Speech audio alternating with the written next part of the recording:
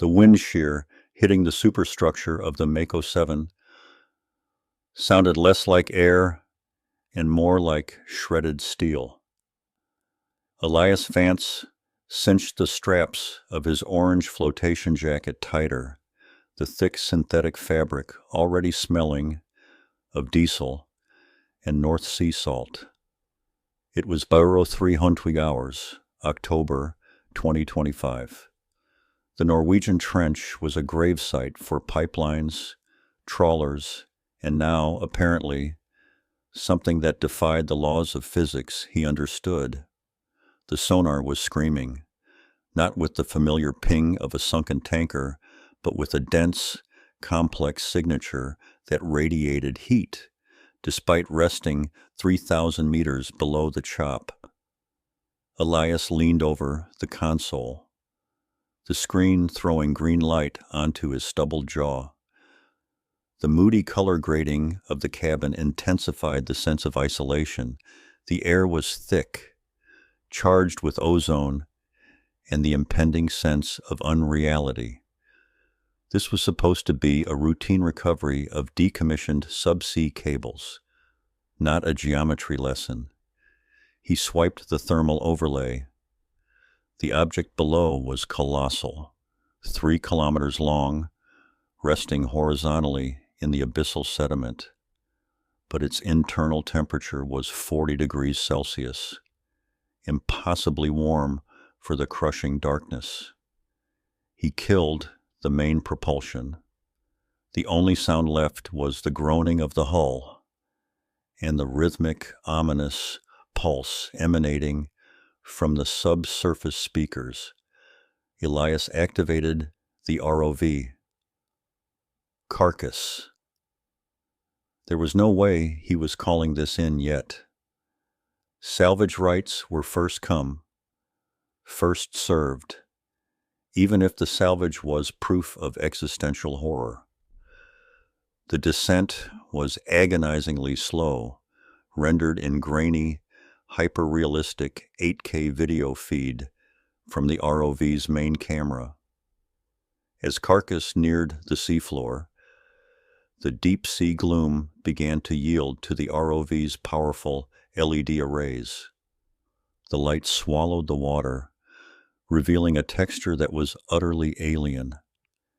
It was not metal, nor rock, but a seamless, dark structure that rippled slightly, like highly tensioned fabric over bone. The sheer scale was breathtaking, a perfect crescent shape carved into the mud, reflecting the white lights with an oily black sheen. Elias manipulated the manipulator arm, using the thermal imaging once more. The heat was concentrated near a large, jagged rupture, roughly halfway down the object's spine, where it had clearly been ripped open upon impact. This wasn't a wreck. It was a scar. He guided the ROV closer to the wound. The edges of the breach were not jagged metal. They were crystalline and sharp, exhibiting a structure that resembled pulverized, fused insect chitin. A pale internal light pulsed slowly from the dark cavity, reminiscent of deep-sea bioluminescence, but structured, controlled. Elias felt a cold dread settle in his stomach, far deeper than the ocean pressure. He keyed the comms, his voice tight. Log entry, October 25th, 0400. Location B77. Contact made with large, non-standard subsurface structure. Initial assessment, non-human origin. He knew, even as he spoke the words into the black void, that he had just committed to crossing a line no human in 2025 was prepared to cross. The breach was achieved using the Carcass specialized thermal cutter designed for melting through hardened manganese steel. Yet, the black material offered almost no resistance, yielding with a wet, organic hiss like slicing through cartilage. Elias guided the ROV inside the hull. The interior environment was disconcerting.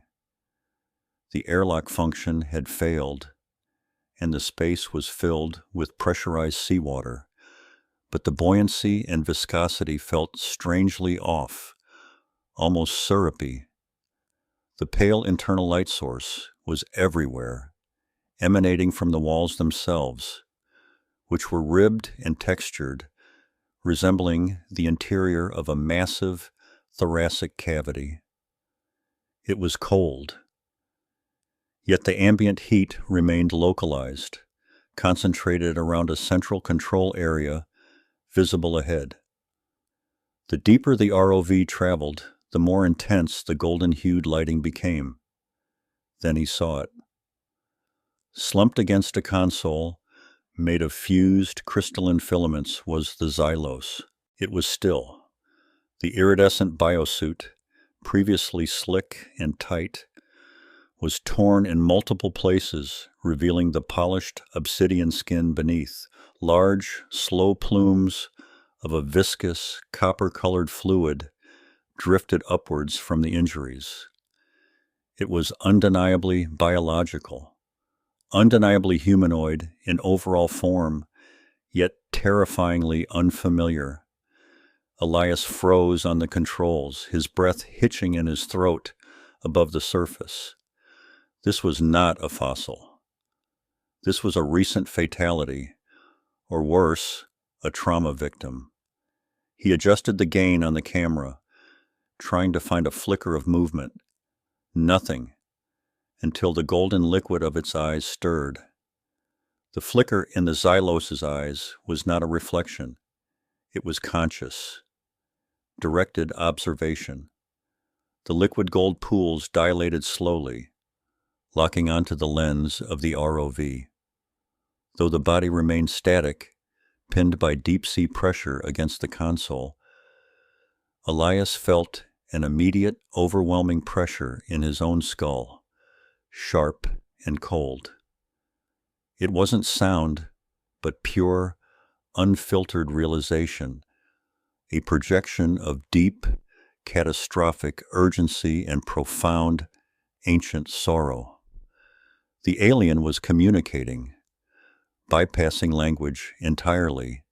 It conveyed the totality of its situation: terminal, failure, mission critical, asset protection, and an impossible choice forced upon the only available sentient life form, Elias. The experience lasted only milliseconds, but felt like hours, compressing centuries of understanding into a single, painful, neural burst. Elias recoiled from the controls, physically shaking, dragging air back into his lungs. The headache was immediate and blinding. He stared back at the screen, heart hammering against his ribs. The Xylos had not moved a muscle, yet the communication was complete. The desperate urgency in those golden eyes demanded action, not contemplation. The ship was dying. The pressure walls were starting to groan audibly even through the ROV's hydrophone. He had to decide: retreat and report the impossible, or fulfill the alien's silent, terrified plea. Elias swallowed hard, fighting the residual psychic noise ringing in his ears. He understood. The Xylos didn't need rescue. It needed a courier. He carefully maneuvered Carcass forward, activating the high-dexterity micro-grabber. The Xylos slowly, painfully, used its right hand, the obsidian fingers ending in needle-sharp talons, to weakly gesture toward its chest cavity, where the iridescent biosuit was most badly mangled. With infinite effort, the alien pulled back the damaged suit material, revealing a structure nestled within its sternum, pulsating like a secondary heart. This was the gift, the technology, the terrible burden. It was not metallic, but an organic lattice, roughly the size of a human fist, glowing with a complex internal light that shifted from deep violet to emerald green. It was a dense, living code structure, entirely biological, perfectly spherical, save for the delicate, interlocking helix patterns visible just beneath its translucent surface. The Xylos extended the artifact, its movements heavy and final, pushing it slightly away from its dying body. Elias knew this was the point of no return. He guided the ROV's claw, careful to avoid touching the sensitive obsidian skin, and gently secured the biological sphere. As the claw closed, the sphere emitted a low, resonant hum that vibrated through the deep water, a sound felt more than heard. The Xylos's golden eyes dimmed perceptibly, the last flicker of directed thought fading into vast emptiness. The moment the artifact, the Helix, was secured in the ROV's retrieval basket, the ship began its systemic, catastrophic shutdown. The soft internal light source died, plunging the cabin into absolute darkness, save for the ROV's work lights. The hydrostatic pressure, held back by unknown alien technology, instantly asserted itself. The crystalline walls groaned, then began to split with terrifying speed. Elias threw the controls into maximum ascent, dragging Carcass and its impossible cargo away from the imploding vessel. The noise over the hydrophone was deafening, a visceral sound of tearing matter and collapsing structure. He watched the screen as the rupture widened, the immense pressure turning the sleek black hull into shrapnel and dust, swallowing the Xylos and the entirety of its existence into the Norwegian Trench mud. 40 minutes later, Elias had the ROV back on deck. He hauled the artifact basket onto the wet pitching deck under the strobe of the ship's emergency lighting. The Helix, still pulsing in its cradle, was now silent, radiating only a faint, unnerving warmth. It was heavier than it looked, resting solid and real in the midst of the chaos.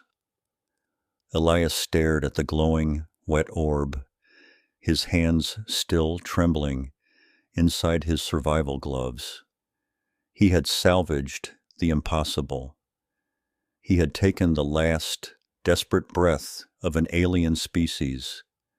He realized he was not just holding a gift.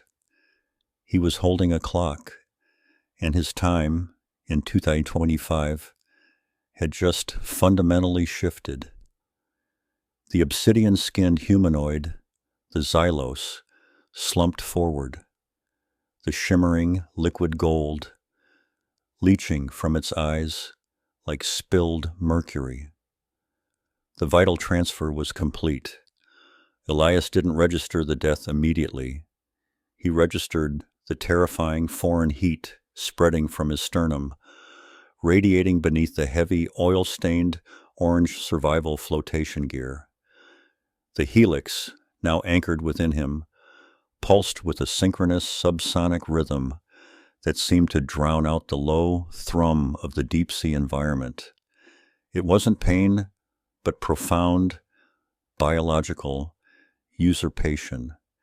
His cynical squint deepened into a grimace as the alien structure, reacting to the Xylos's demise or the Helix's removal, began its rapid, silent implosion.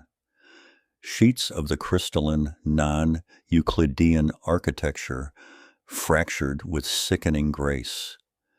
A deafening crack echoed through the water, not sound but sensation, the compression wave of an unseen bulkhead failure miles below. Elias's suit pressure alarm shrieked, a high-pitched electronic whine cutting across the alien thrumming, warning of critical hull integrity, failure outside the immediate chamber. He shoved the Xylos' stiff, unnaturally tall form aside, the metallic talons scraping uselessly against the polymer floor. The deep sea was turning violently hostile, claiming its secrets back. Elias fumbled for the high-tensile nylon tether line, his gloved hands slick with alien ichor and seawater, the urgency overriding the sheer paralyzing strangeness of the artifact now beating inside his chest. The integrated Helix felt less like technology and more like a second, aggressive heart, pumping alien data directly into his neural pathways. Elias felt dizzyingly aware of the pressure gradient surrounding him, but not in the physiological way taught in decompression tables. He felt the water as a measurable, dense medium, the atomic structure of the environment laid bare. This sudden, unwanted comprehension was almost more debilitating than the terror. He kicked hard, propelling himself back along the twisting, flooded corridor they had entered. He needed to reach the entry point, the tear in the primary hull created by the initial impact, before the structure became a solid mass of crushing debris. The black, hairless body of the Xylos was already being drawn into a vortex created by differential pressure, rotating silently in the deep-sea current like a discarded piece of fabric. Elias didn't look back. His lungs burned, not from exertion, but from the systemic shock of the Helix altering his metabolism. He tasted copper and brine. A thick, viscous purple fluid, some kind of coolant or blood, drifted past, obscuring his already limited visibility. He slammed his elbow against a jagged edge of failing alien structure, the impact barely registering through the thick insulation. Survival was now a brutal, unthinking reflex, honed over years of wrestling machinery from the ocean floor, augmented by a cynicism that told him he was utterly, irrevocably screwed. But he wasn't going to die here. He reached the central dome, the submerged cathedral. Minutes ago, it had been a monument to advanced geometry. Now it was a rapidly accelerating tomb. The vast chamber, previously bathed in soft, internal bioluminescence, was now violently dark, only pierced by the narrow, swinging beam of Elias's helmet lamp. The light danced across massive, obsidian struts buckling inward, groaning under the unbearable tons of water pressing down. He saw the shimmering, iridescent remains of other Xylos life forms, or perhaps crewmates, caught in the cascading structural failure. They were rigid, frozen in place by the pressure, their organic scale suits reflecting the light in agonizing flashes of green and blue. The spectacle was overwhelming. A deep-sea tragedy unfolding in slow, majestic silence, completely unseen by the world above. Elias located the jagged tear in the hull, the makeshift exit, now barely visible as the surrounding material warped inward. He had to squeeze through the narrowing gap or be entombed forever. He fought against the sudden, powerful suction drawing him deeper into the wreckage. The Helix throbbed, and momentarily, the crushing sensation of the water lessened, replaced by a strange, almost euphoric lightness, a biological cheat code overriding physics. He focused on the cynical mantra that had saved him countless times. Get the job done, get out, and deal with the paperwork later. Only this time, the paperwork involved impossible biology. Elias made it through the exit and kicked hard toward the tether line that led vertically into the abyssal gloom. The ascent was reckless. He was hundreds of meters below the safe decompression ceiling, and his mind, even through the panic, cataloged the inevitable consequences: nitrogen narcosis, potential embolism, catastrophic bends. But the collapse of the structure below provided no alternatives. The compression waves were growing stronger, threatening to rupture his external suit entirely. He began the rapid, violent ascent. The Helix was doing something extraordinary or catastrophic.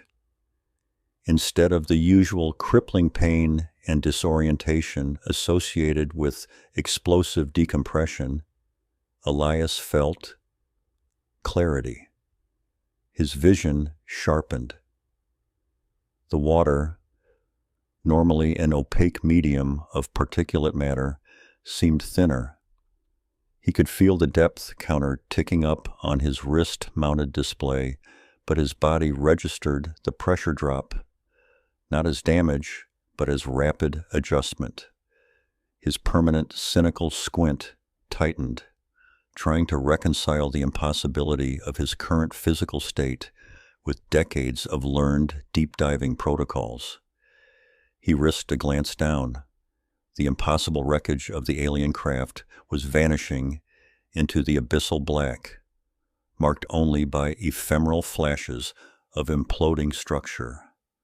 He was alone, speeding upwards, carrying a silent biological time bomb. The speed of the ascent was ludicrous. His buoyancy compensator was venting aggressively, but he was ascending faster than the air could escape. He risked a major arterial gas embolism if he didn't slow down, but the primal fear fueled by the collapsing chaos beneath him was a stronger driver. He clawed his way up the tether, the Norwegian seawater temperature dropping rapidly as he neared the surface thermocline. Suddenly, a wave of profound nausea hit him, not related to pressure, but to the sheer alienness of the Helix. It felt like his skeletal structure was humming. He vomited thick brine and bile inside his helmet, momentarily blinding him. He gasped, fighting to clear the fluid from his field of vision. This, he realized with chilling certainty, was the price of the Helix's protection. It was changing him, metabolically rebuilding his internal systems to cope with the impossible demands he was placing on them. He ignored the suit computer's screaming warnings about ascent rate violations and mandatory decompression stops. Protocol was dead. Only speed mattered now. The deep-sea gloom began to transition from pure black to the bruised, muddy blue-black of 200 meters, signaling the approach of daylight, or at least the miserable surface of the stormy North Atlantic. The surface was chaos. Elias breached the waterline, not with a controlled release of air, but a violent, spray-filled lurch. He ripped the visor open, gasping the frigid 25 air, which felt sharp and thin compared to the dense atmosphere he had just exited. Above him, the sky was a churning mass of low gray cloud cover, spitting sleet, confirming the worsening storm the forecast had warned about.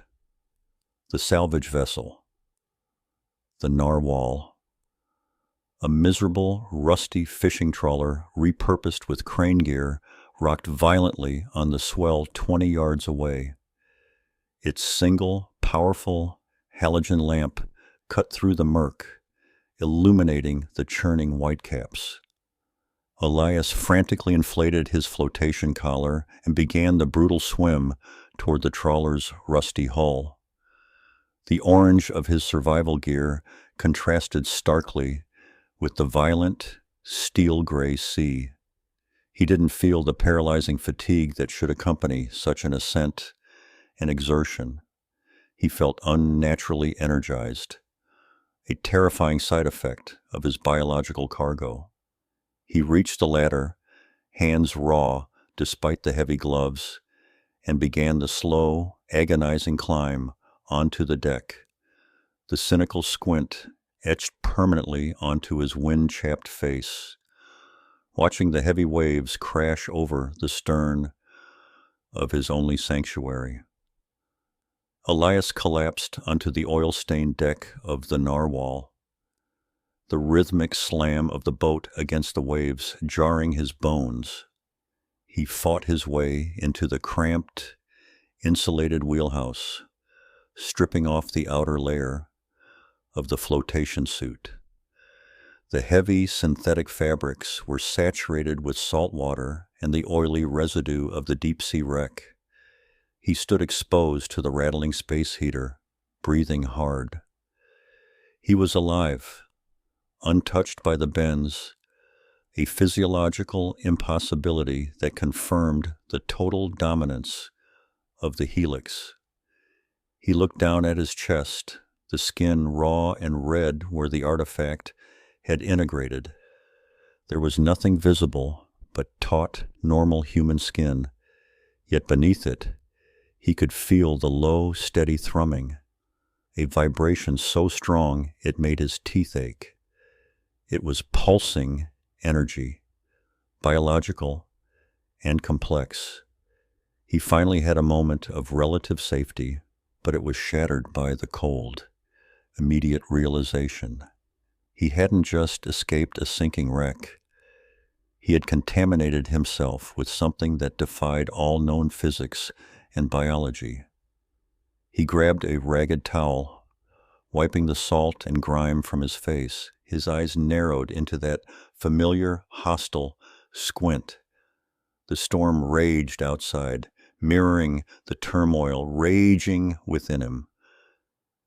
He was no longer just Elias Vance, salvage operator.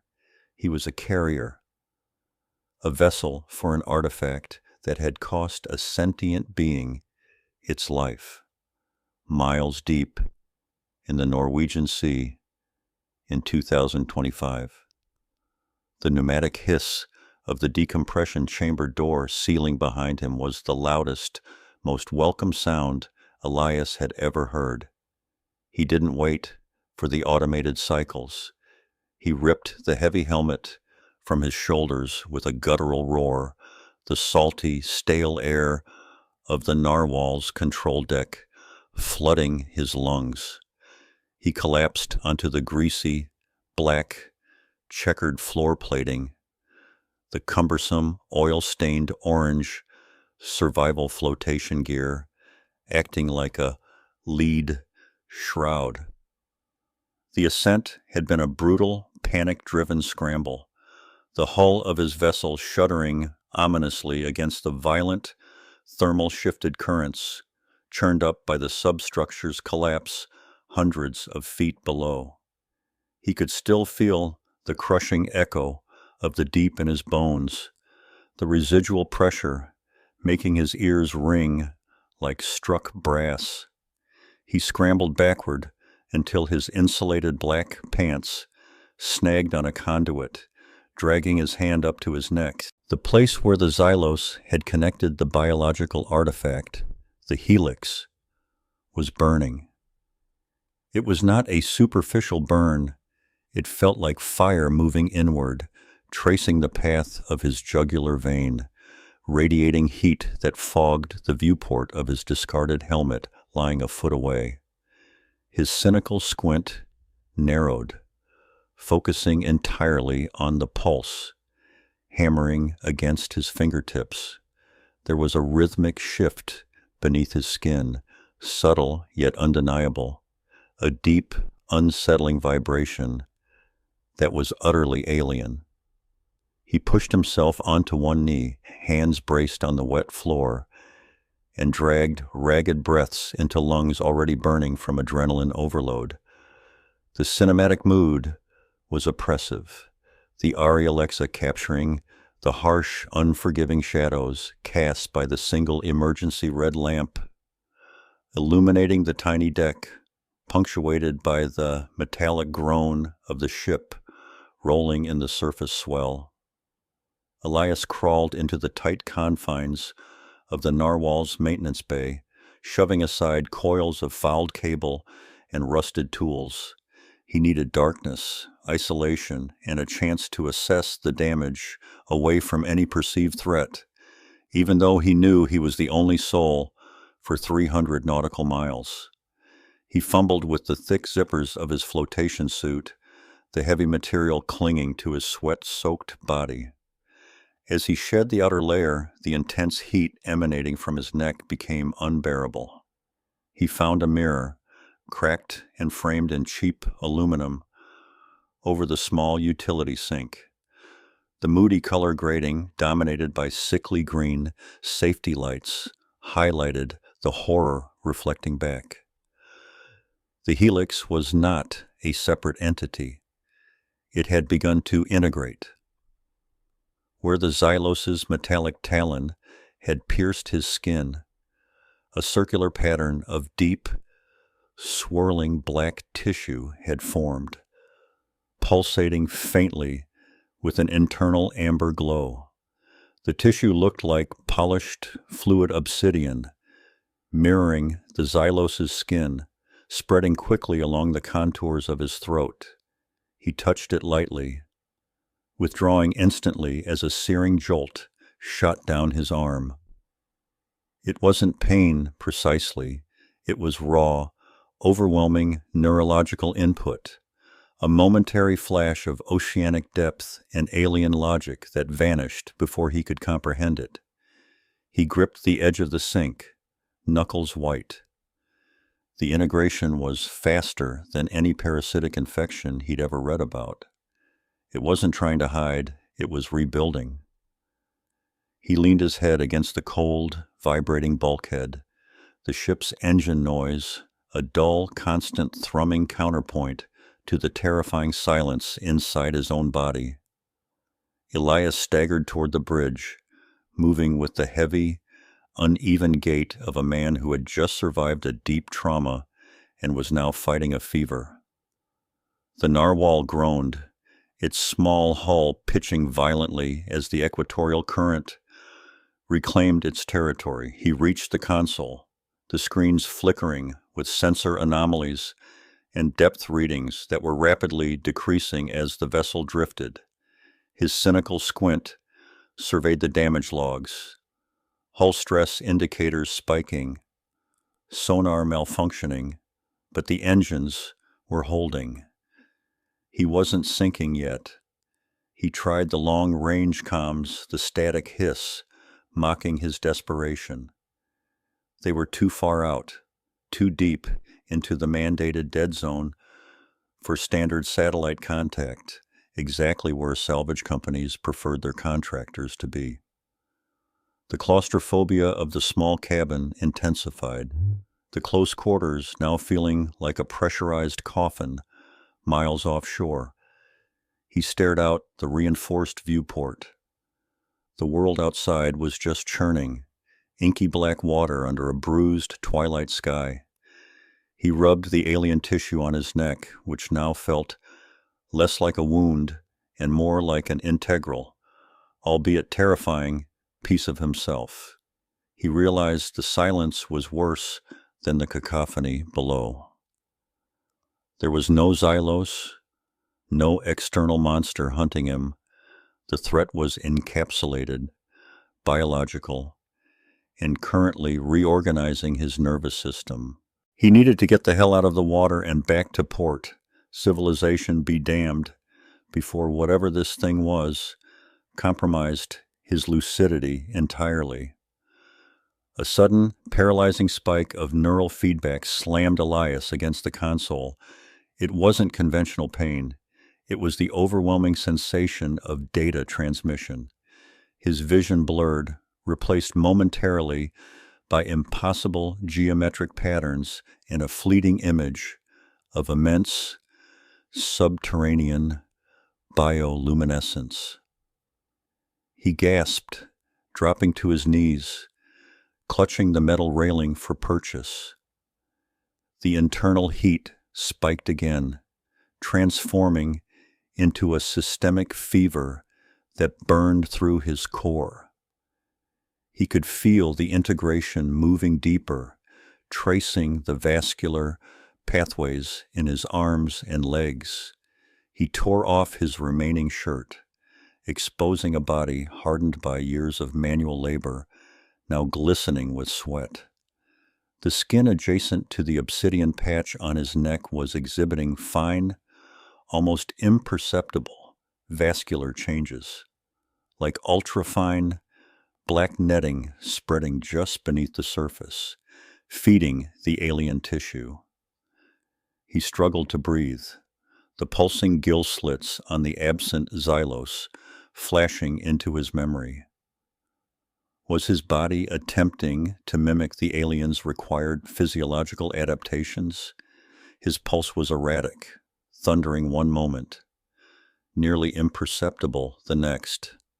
He forced himself to focus on one single, desperate action, overriding the mission parameters. He slammed his hand onto the main console's emergency override, the plastic cracking under the unusual force. The movement felt alien, too strong, too sudden. The cynical squint was gone, replaced by the wide-eyed, primal fear of a man realizing his body was no longer entirely his own. Elias fought through the systemic shock, his priority shifting from salvage profit to biological containment. He activated the main winch controls, the massive cables that plunged into the deep, slackening with a violent screech of protesting metal. He wasn't just abandoning the current dive. He was scrubbing the entire operation, cutting the physical tethers to the collapsed, infected zone below. If the salvage company knew what he had encountered, or more critically, what he was carrying, they would treat him as hazardous waste. The thought propelled him into action. He navigated the greasy catwalk to the aft deck access, the chill ocean air a brief respite against his burning skin. He grabbed the hydraulic cutter, its heavy frame feeling strangely light in his hands. The Helix was already enhancing his physical capabilities, turning him into something faster, stronger, and more terrifyingly efficient. He applied the cutter to the thick umbilical cable securing the deep-sea drone, the metal shearing with terrifying ease. The cable whipped away into the dark swell, a final, definitive break from the abyss. He looked down at the dark, roiling water, anamorphic lens flares catching the heavy spray kicked up by the rolling waves.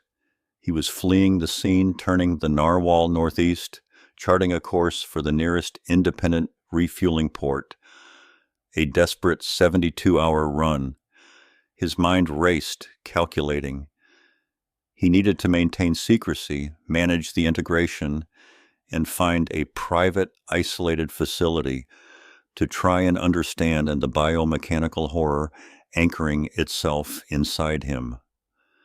As Elias hurried back inside, securing the main deck hatches against the rising swell, a brief glint near the hydraulic manifold caught his eye. It wasn't one of the usual metal shavings or oil slicks. He knelt, the obsidian tissue on his neck, protesting the movement with a sharp, internal ache. Lying embedded in a pool of motor oil was a single, iridescent shard. It was thin, razor-sharp, and reflected the harsh yellow interior lights in a mesmerizing array of blues, greens, and silvers, a perfect, tiny, organic scale. It was shed dermal armor, a trace of the Xylos, left behind when the alien had breached the hull, or maybe when it had made contact with him in the collapsing chamber. It was final confirmation. The Xylos was real, the encounter was real, and the Helix was not a hallucination induced by deep-water psychosis. This tiny piece of biosuit was tangible, biological proof of extraterrestrial life. Elias picked it up, the slick, cold material feeling strangely resonant against his skin. He tucked the scale deep into the pocket of his black insulated pants, a secret he would carry alongside the alien biology coursing beneath his skin. The heavy, low-frequency hum of the narwhal's engines vibrated beneath his boots, a promise of speed and escape. But the memory of the Xylos's liquid gold eyes lingered, making the small vessel feel less like a safe haven and more like a container for a rapidly escalating biological experiment. The first true symptoms of biological enhancement manifested violently 3 hours into the northward run. Elias was in the galley, attempting to down a stale energy bar, when a high-pitched subsonic whine pierced the engine noise. It wasn't coming from the ship, it was coming from the water. His head snapped toward the hull. He could hear, with impossible clarity, the rhythmic slap of deep-sea pelagics against the steel plating 50 feet beneath the surface, and the distant, grinding friction of two tectonic plates miles away. His hearing had not just improved, it had mutated. He dropped the energy bar, realizing he was perceiving sound frequencies outside the human range. Then came the cold. Despite the galley being hot and humid, a profound internal chill settled over him, emanating directly from the area around the Helix. 2 degrees Fahrenheit and dropping. He was becoming endothermic, adapting to the chilling demands of deep-sea survival that the Xylos must have mastered. Paranoia tightened its grip around his throat. He looked around the small galley, feeling hyper-aware, every shadow a threat, every groan of the vessel's metal a confirmation that something was watching. He was no longer just Elias Vance, the cynical salvage operator. He was the host, the container, rapidly transforming into a hybrid, fleeing a scene of cosmic violence, while the alien gift remade him from the inside out in the dark, open water of the 2025 Atlantic. The narwhal's pressurized dive deck was a hostile, cramped chamber of wet steel and brine. Elias staggered out of the submersible hatch, the oil-stained orange flotation gear sticking to his clammy skin. The air in the dive bell reeked of diesel and ozone, a sickly contrast to the sterile, deep-sea musk that clung to him from the encounter. He didn't bother sealing the hatch. Every second was a theft from the tightening clock. His vision was tunneling, framed by shimmering, intense lens flares that seemed to bloom from the weakest bulkhead lamp. He stumbled to the manual override console, fingers slipping on the cold, greasy toggles. The immediate priority was hydrostatic stability. Drop the heavy lift ballast weights, secure the thruster arrays, and initiate the rapid ascent winch sequence, a process that should take 15 minutes of careful calibration, but which he brutally shortcutted to 3. A fierce ice pick headache drove inward from behind his eyes, coinciding with a low, vibrational hum he realized wasn't the machinery. It was originating directly from his sternum, a deep, resonant frequency that felt like a tuning fork vibrating against his ribs. He slammed the master winch lever upward. The deck roared as the kilometers of high-tensile cable began reeling in, the entire hull groaning in protest as they yanked the narwhal violently away from the abyssal plane. Elias braced himself against a hydraulic pipe, spitting a mouthful of bitter, black-tinged saliva onto the diamond plate floor. The fear was no longer external. It was structural, integrated into the very fiber of his body, pulsating where his own heart used to beat. He managed to seal the dive bay door and clambered up the narrow ladder into the control cabin. The small space was typically Elias's sanctuary, smelling of stale coffee and electronic components, but now it felt like a surgical theater under hostile takeover. He tore off the thick neoprene hood and ripped the heavy survival vest open, desperate to release the suffocating heat radiating from his core. He caught his reflection in the dim, salt-streaked viewport. His face was ashen, sweat plastering his dark hair to his temples, but beneath the fatigue there was something new. The veins tracking down his neck and across his collarbone were visibly dilated, standing out against his pale skin like thick, branching black tributaries. Where the Xylos' talon had pierced his shoulder, the skin was raw and blistered, ringed by a fading, metallic iridescence that looked like oil suspended on water. It wasn't just a bruise. The wound was weeping a thin, black serum. He pressed a hand over his sternum, where the vibration was strongest, and nearly cried out. The pain was now localized, not generalized shock, but a focused, intense pressure, like trying to force a complex key into a lock that wasn't designed to accept it. The paranoia intensified. He scanned the small cabin, knowing there was nothing visible, yet feeling the heavy, liquid gold gaze of the Xylos everywhere, imprinted on his retinas, lingering in the static charge of the air. The ascent was underway, marked by the constant, high-pitched shriek of the cables, but the physical torment overshadowed the mechanical noise. Elias slumped onto the pilot's chair, trying to monitor the depth gauge, but the numbers blurred. It was then that the first attempt at communication occurred.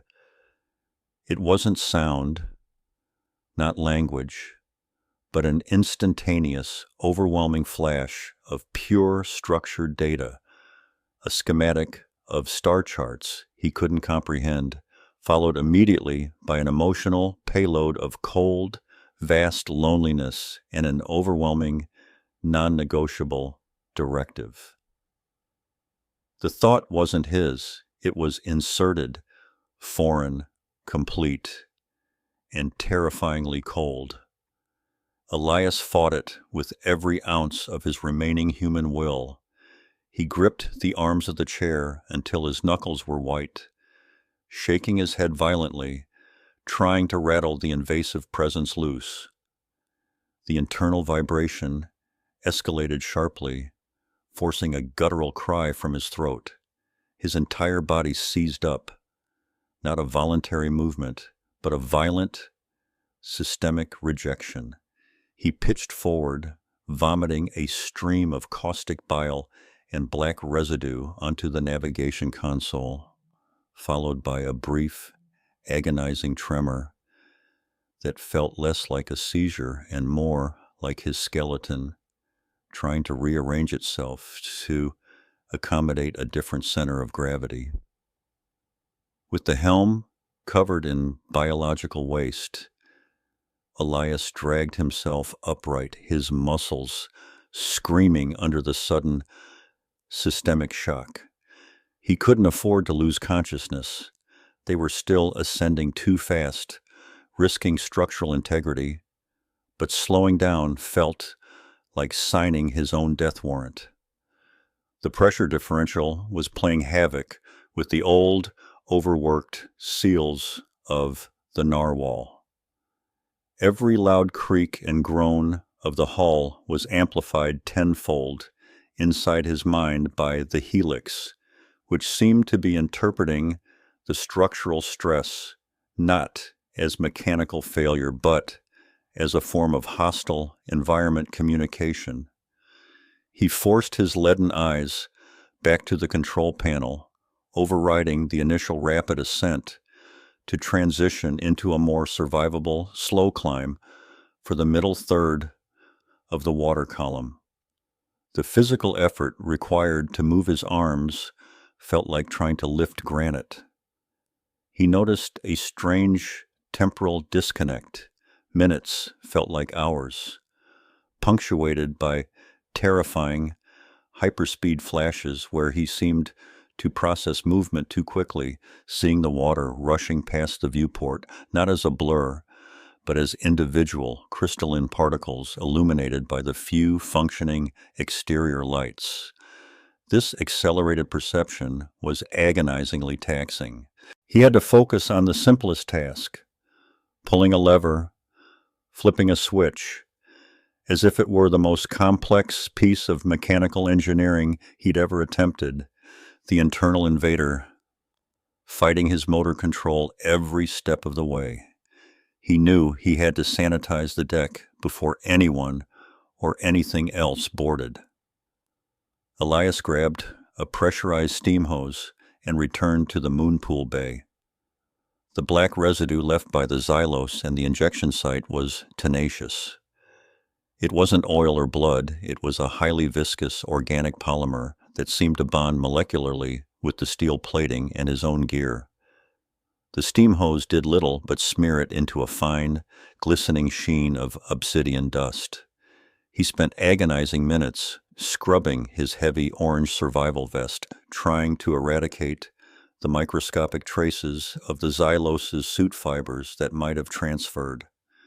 The metallic talons had left clear, deep gouges in the reinforced plastic of the submersible hatch, and he used a thick, tar-based solvent to aggressively obscure them, terrified that any forensic analysis would reveal the non-human origin of the damage. As he worked, bent double and breathing heavily, he felt the internal hum modulate, shifting into a steady, rhythmic pulse, the heartbeat of the Helix establishing its new baseline. It was a terrifying realization. This foreign entity was settling in, moving past initial integration shock, and beginning to function autonomously within his physiological matrix, accepting its new metallic organic host. Halfway through the climb, reaching the 1,500-meter mark, Elias returned to the main control panel, trying to regain his professional composure. He activated the sonar array, expecting the rhythmic, hollow ping of their own signal bouncing off the water column. Instead, through the hydrophones, he received a signal that wasn't acoustic, but purely vibrational, deeply resonating through the hull. It was an unnatural echo, a complex, low-frequency pressure wave that sounded like the singing of massive, tectonic plates shifting yet carrying a structured cadence. It wasn't the Xylos' propulsion, it was a signature of colossal size moving below, not chasing, but shadowing, remaining precisely at the depth where they had met. The realization hit him with a cold dread. He hadn't escaped the encounter. He had merely transported himself into the middle of a massive, ongoing military or surveillance operation whose players were still active. The Xylos, or others like it, knew exactly where he was and what he carried. He slammed his hand onto the sonar kill switch, cutting the feed instantly, the silence of the cabin momentarily deafening. His eyes darted to the surface radar, searching the horizon for any hint of surface vessels, fighter jets, or official patrol craft. Nothing yet. But the cold, vast knowledge that he was being patiently monitored from the dark below drove the frantic energy back into his limbs. As the narwhal breached the 500-meter mark, the internal biological systems of the Helix fully activated. It wasn't pain this time. It was incandescent heat, a sudden scorching fever that raised his internal temperature dangerously high, steaming the air around him. The heat was accompanied by an explosive rush of sensory input. Alien data, previously blocked by shock, flooded his consciousness. He saw momentarily the world through the Xylos' perception. The deep water was not dark, but a vibrant tapestry of bioluminescent energy fields. Every pressure wave, a legible line of data, every chemical gradient, an intense color. He understood, for a fleeting, terrifying moment, the complex syntax of geothermal vents and magnetic field lines. This was the gift, the technology. A biological processor capable of interpreting the raw physics of the planet. The intensity buckled his knees. He collapsed against the control console, hands pressed over his eyes, trying to block the overwhelming, blinding data stream. He tasted ozone and metallic salt, realizing the sheer processing power the alien material was attempting to unleash within the limitations of his human brain. If he didn't find a way to damp it down, the sensory overload alone would burn him out. He managed to crawl to the emergency medical kit and blindly swallowed 4 powerful painkillers, hoping to subdue the agonizing biological input, fighting desperately to remain Elias Vance and not become a satellite dish for the abyssal unknown. The final layers of the water column were a blinding, agonizing transition. The sudden introduction of sunlight, diffuse and fractured by the turbulent waves, felt like needles being driven into his hypersensitized retinas. The change in atmospheric pressure from the deep to the surface caused sharp, sickening pangs in his ears and sinuses, amplified exponentially by the still active Helix. The narwhal surged to the surface, breaking through the wave tops with a violent, shuddering crash that sent Elias sprawling. He scrambled back to the helm, his immediate goal, the nearest protected shoreline, a decommissioned port facility 60 miles north, an abandoned oil rig platform he could temporarily moor to, anywhere that wasn't open water, where a maritime patrol could spot his erratic movements and the alarming velocity of his ascent.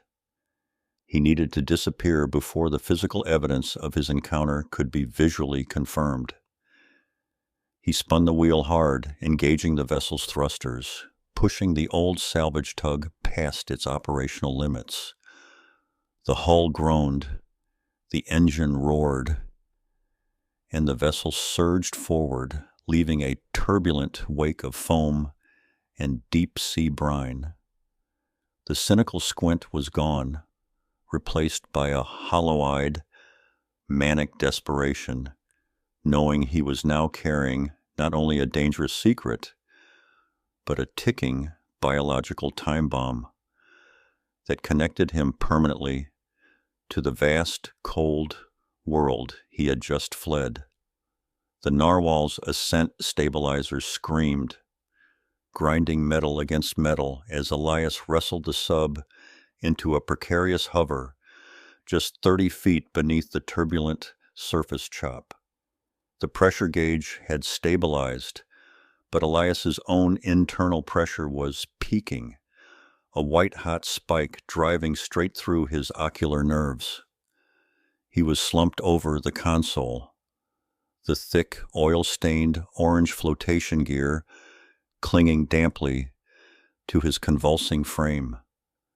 Every capillary in his hands felt like it was bursting, reacting to the foreign molecular architecture of the Helix rooting itself into his sympathetic nervous system.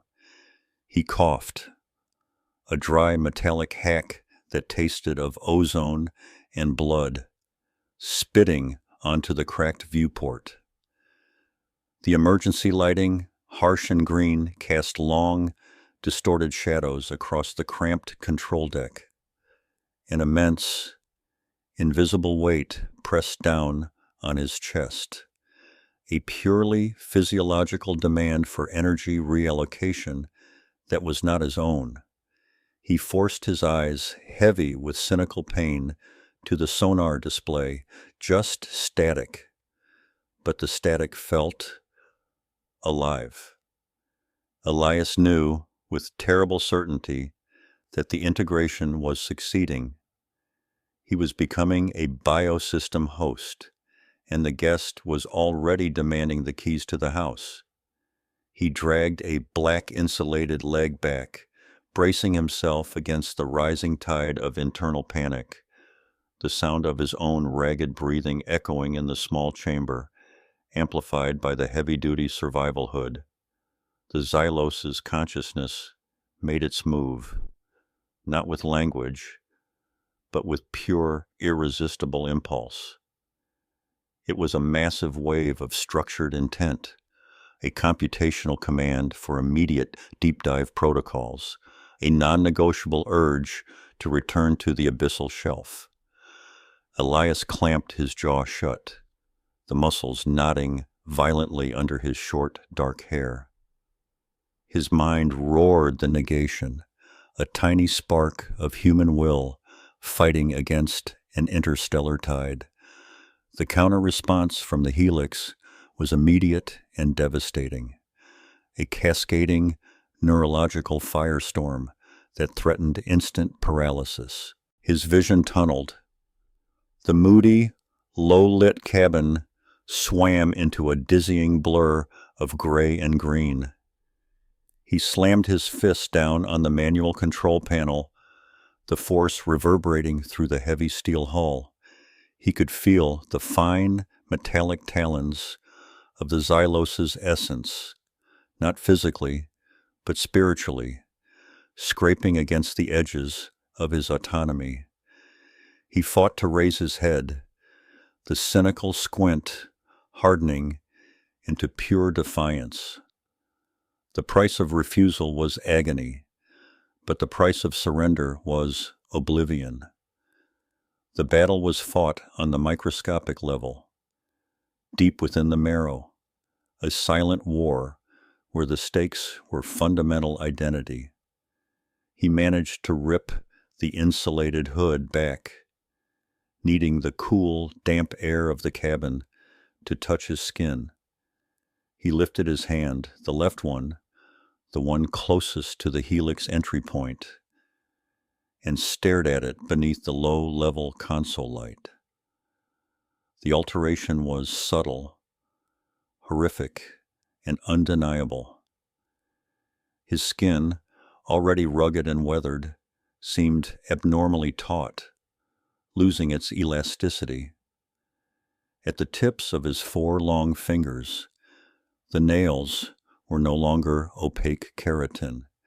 They had taken on a frightening, razor-thin clarity, almost like extruded sapphire, catching the weak light with an unsettling, pearlescent shimmer, a ghost echo of the Xylos' own metallic talons now grafted onto the human template. Elias recoiled, shoving the hand deep into the pocket of his black insulated pants, the cold, wet fabric, a minor comfort against the internal fire. He was integrating the gift, but the gift was reshaping the receiver. He knew he couldn't face sunlight, couldn't risk inspection. The transformation was happening too fast. A biological timer ticking down toward the complete cessation of Elias Vance, replaced by something new, something engineered for the darkness. The persistent echo from the deep, which had previously registered as a low-frequency rumble, now articulated itself through Elias's newly rewired nervous system. It was no longer just ambient noise. It was structured sound, a deep, rhythmic pulse that translated instantly into a complex distress signature. It felt like a resonance chamber had opened up in his sternum, picking up frequencies far below the human threshold. This wasn't merely the Xylos commanding him, it was a distant relative, a beacon crying out across the abyssal plains, amplified by the integrated Helix. He forced himself to the hydrophone controls, turning the gain up, the static washing over him like white noise. Yet, beneath the hiss, the pulse remained, clear and desperate. It suggested not a predatory threat, but a civilization in ruin, a signal fading against the crushing pressures of the deep. Elias watched the radar, the screen reflecting his intense, cynical squint. He was caught between escaping his own transformation and responding to a planetary distress call embedded in his biological infrastructure. Elias stabilized the internal pressure with 3 deep, painful breaths, forcing the residual adrenaline spike down. He had to think purely operationally. If the narwhal stayed here, listing slightly beneath the waves, it would eventually be picked up by maritime radar. Discovery meant dissection, both of his vessel and, inevitably, of him. His paranoia, always finely tuned, spiked into hyper-awareness. He checked the antiquated VHF radio, scanning the bands for casual chatter, finding only silence that felt loaded with potential threat. The cinematic hyper-realism of the moment was oppressive. The water outside the viewport was a vast, moody, gray-black, menacing and immense. He gripped the helm, his hands slick with sweat and oil. The Xylos' integration, despite the agonizing pain, offered fleeting moments of terrifying clarity. He could feel the shift in the subsurface currents, registering tiny changes in salinity 50 yards away. The enhanced awareness was a double-edged sword, heightening his sensitivity to external threats tenfold. He was suddenly aware of every creak, every groan, every pressure point on the hull, and he needed immediate, absolute isolation to manage the burgeoning crisis. A sudden, involuntary physiological shift occurred. As Elias tried to calculate a hidden trajectory away from shipping lanes, the integrated Helix responded by temporarily overriding his optic nerves. The oppressive darkness of the ocean outside the viewport didn't just recede, it became legible. He saw the complex stratification of the water column, the faint bioluminescent traces of deep-sea organisms miles below, and the intricate structure of the hull plating as if illuminated by invisible floodlights. His pupils, for a brief, terrifying instant, reflected the shimmering liquid gold characteristic of the Xylos. This wasn't pain. It was power. He could feel the density of the hull, the molecular weakness in a weld seam near the ballast tank. He had instantaneous, detailed data about his environment, far surpassing any technology on the narwhal. But the clarity came with a cost, a profound, sickening sense of hunger, an overwhelming biological demand from the alien matrix, demanding human energy to sustain its function. He snatched a high-calorie protein bar from the emergency kit, tearing the wrapper with savage urgency. He was being hollowed out, fed upon, even as he was gifted impossible senses. The psychological toll was immediate and crushing. The integration wasn't just physical enhancement. It was psychological erosion. Elias felt his own identity, the cynical, pragmatic salvage operator, slipping away, replaced by the relentless, cold calculation of the alien consciousness. He slumped back against the captain's chair, the heavy flotation gear feeling like a cage. He couldn't go north to safe harbors. The proximity to civilization was too dangerous. The Helix demanded isolation, deep cover, time to fully coalesce without interference. He had become a biological weapon, or perhaps a life raft for a alien intelligence. The immediate decision was clear. He had to take the narwhal east, toward the vast, empty mid-Atlantic trench, where surveillance dissolved and the depths offered the only sanctuary from both human curiosity and the terrifying potential of his own transformation. The thought of descending again, of moving back toward the source of the persistent, desperate echo, filled him with both dread and a newly acquired alien sense of inevitable purpose. The narwhal, groaning like a dying whale, slipped beneath the 600-meter mark. The external lights, though potent, only managed to carve weak cones into the surrounding blackness. Elias, hunched over the main pressure manifold, felt the assimilation accelerate, manifesting not just as pain, but as an overwhelming, terrifying sensory expansion. The console display fractured into a dizzying mesh of raw energy signatures. He wasn't seeing green text on a black screen anymore. He was interpreting the flow of electrical current through the aging copper wires, the thermal stress on the titanium hull plating, and the precise molecular vibration of the water molecules outside.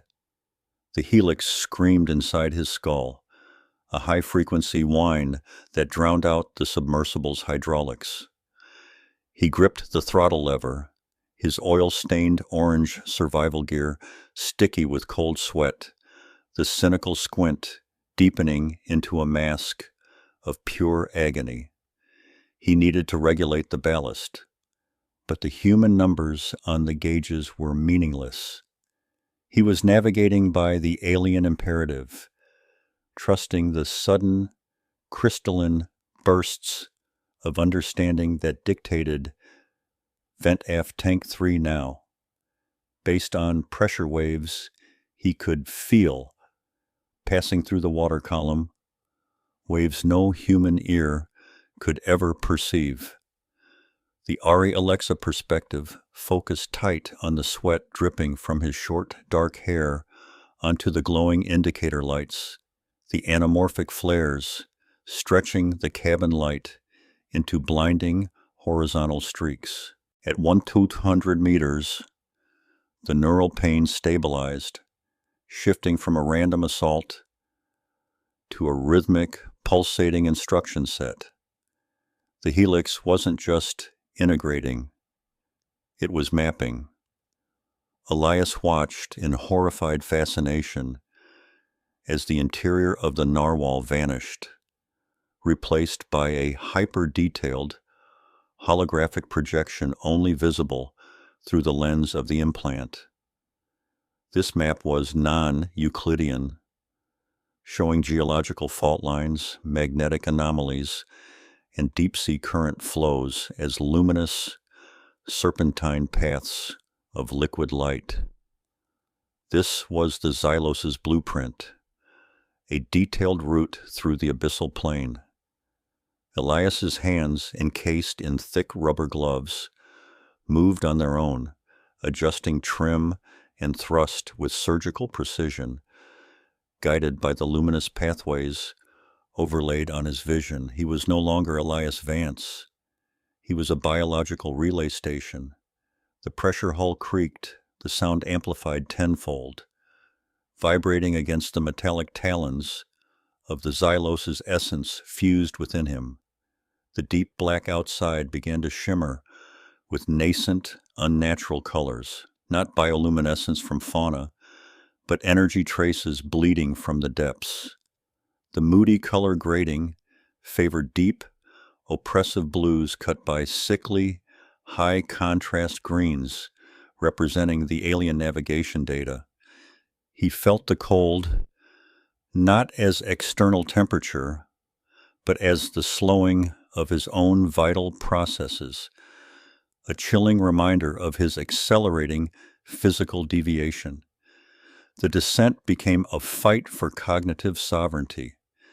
As the Helix pushed deeper into his visual cortex, it began accessing memory caches, attempting to integrate human experience with alien directive. Elias experienced a terrifying rapid-fire montage. His father's salvage boat sinking, the smell of diesel and salt, the cold shock of the water, all overlaid with the Xylos's alien logic, seeking patterns, seeking weakness, seeking control. He slammed his fist against the console, trying to break the internal connection, but the resistance only intensified the neural feedback. His reflection in the gauge glass showed his cynical squint dissolving momentarily, replaced by an unsettling stillness, the liquid gold of the Xylos's eyes momentarily surfacing in his own irises. He saw his own life, 36 years of hardship and grit condensed into a single data packet for the benefit of an entity whose survival was rooted in deep space void. He wrenched the helm hard, physically asserting his control over the mechanical systems, forcing a momentary break in the sensory barrage. The sheer physical resistance was the only thing keeping the assimilation from completing. The heavy, oil-stained orange gear felt like armor against the invasive consciousness. At 2,500 meters, total photonic blackness was absolute. Yet Elias could see with frightening clarity. His augmented sight perceived ambient pressure gradients and thermal plumes, painting the abyssal landscape in shades of perceived density. Then, the Xylos returned, not physically, but as a defined presence within the newly configured network of Elias's brain. The mental projection was chillingly clear. The 6'8", slender, biological humanoid, skin like reflective black obsidian, stood silently in the periphery of his vision. Its eyes, pools of shimmering, liquid gold, focused on him. The threshold approaches. Adapt or cease. We require the anchor point. The thought echoed, devoid of verbal sound, but resonating through his newly wired temporal lobe like a metallic hum. The Xylos wore its torn, iridescent, scale-like biosuit, the tears revealing patches of the living obsidian skin underneath. The gill slits on its neck pulsed subtly, a reminder of its purely biological nature and its dependence on deep hydrostatic pressure. The alien's intention solidified. The Helix was not just a gift, but a key to an infrastructure at the bottom of the trench, and Elias was the mechanism chosen to deliver it. The chilling realization of his role, a living courier for a dark infrastructure, settled over him. The narwhal dove passed 4,000 meters. The pressure gauge read 400 atmospheres, a lethal squeeze, yet Elias felt no ill effects. His lungs felt steady, his blood pressure normalized. This wasn't the sub protecting him. It was the Helix. The biomechanical interaction had altered his biology, enabling cellular resistance to the crushing force. He noticed, absently, a slight stiffness in his knuckles, a faint metallic sheen beneath the skin on his forearm where his orange sleeve had ridden up. The Xylos' physiology, built for deep pressure environments, was overriding his human frailty. This terrifying adaptation allowed him to dedicate all focus to the navigation. He was threading the narwhal through narrow volcanic vents and past hydrothermal chimneys that appeared as beacons of thermal energy on his augmented sight. Every structural component of the sub screamed under the load, but Elias's body felt strangely buoyant, perfectly in equilibrium with the deadly environment. He moved with a new, alien grace, his movements economical and precise. The cinematography captured this transition with extreme, high-definition focus on the textures. The oil-stained fibers of the orange gear juxtaposed against the rapidly changing alien-enhanced texture of his own skin, lit by the ominous glow of the deep-sea bioluminescence now beginning to flash outside the port. They breached the final thermocline, entering a cold, crushing layer known to few human scientists. The environment was not empty. Elias's enhanced vision detected vast, diffuse fields of engineered bioluminescence, not random life, but structured signaling. Millions of faint, rhythmic flashes in complex patterns, stretching out into the abyss. It was a grid, a communication network covering hundreds of square miles of the ocean floor, visible only to the Helix. The Xylos had guided him into its home domain. The sight was paralyzing. The entire deep ocean floor was alive with alien communication, a hidden layer of existence utterly unknown to the surface world. He leaned his forehead against the chilled glass of the viewport, the pressure so intense he felt his teeth rattle. The rhythmic pulsing of the gill slits, still visible in his mental overlay of the Xylos, seemed to sync with the flashing patterns outside.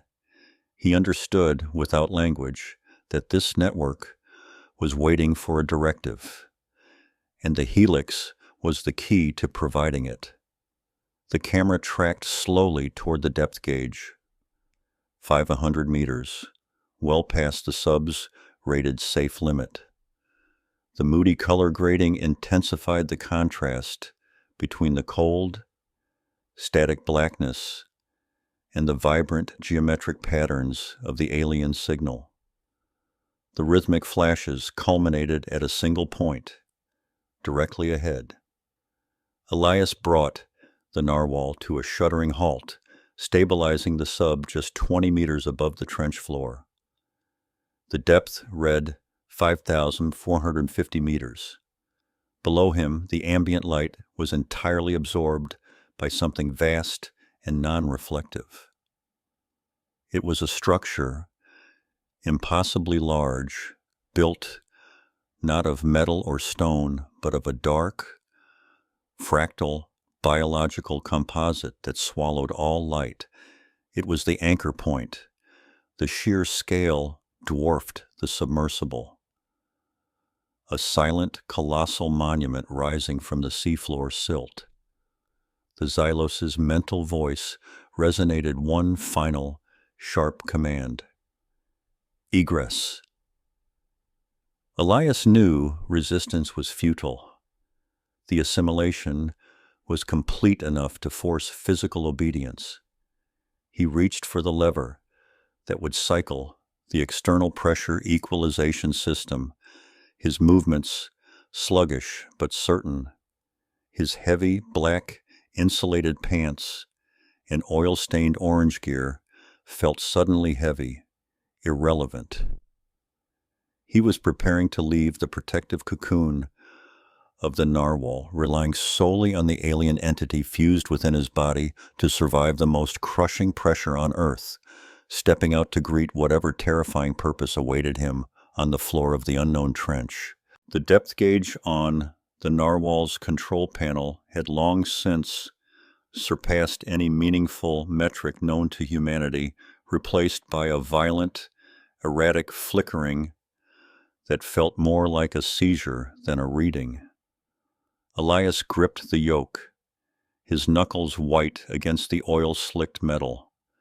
The internal atmosphere was thick with the smell of ozone, burnt circuit boards, and the metallic tang of his own sweat, now mixed with the viscous residue that the Helix was slowly excreting beneath his skin. Every nerve ending felt cauterized, then rewired. The pain was no longer external pressure. It was internal reconstruction, a biological hyper-upgrade forced upon a reluctant host. Then the viewport flared, not with the sub's limited floodlights, but with ambient light leaking from below. A massive, impossibly black geometry rising from the trench floor. It was cyclopean, carved from a material that seemed to actively absorb light, while simultaneously radiating a faint, sickly, emerald phosphorescence. The structure did not look built, it looked grown, or perhaps merely present, existing outside the laws of terrestrial physics.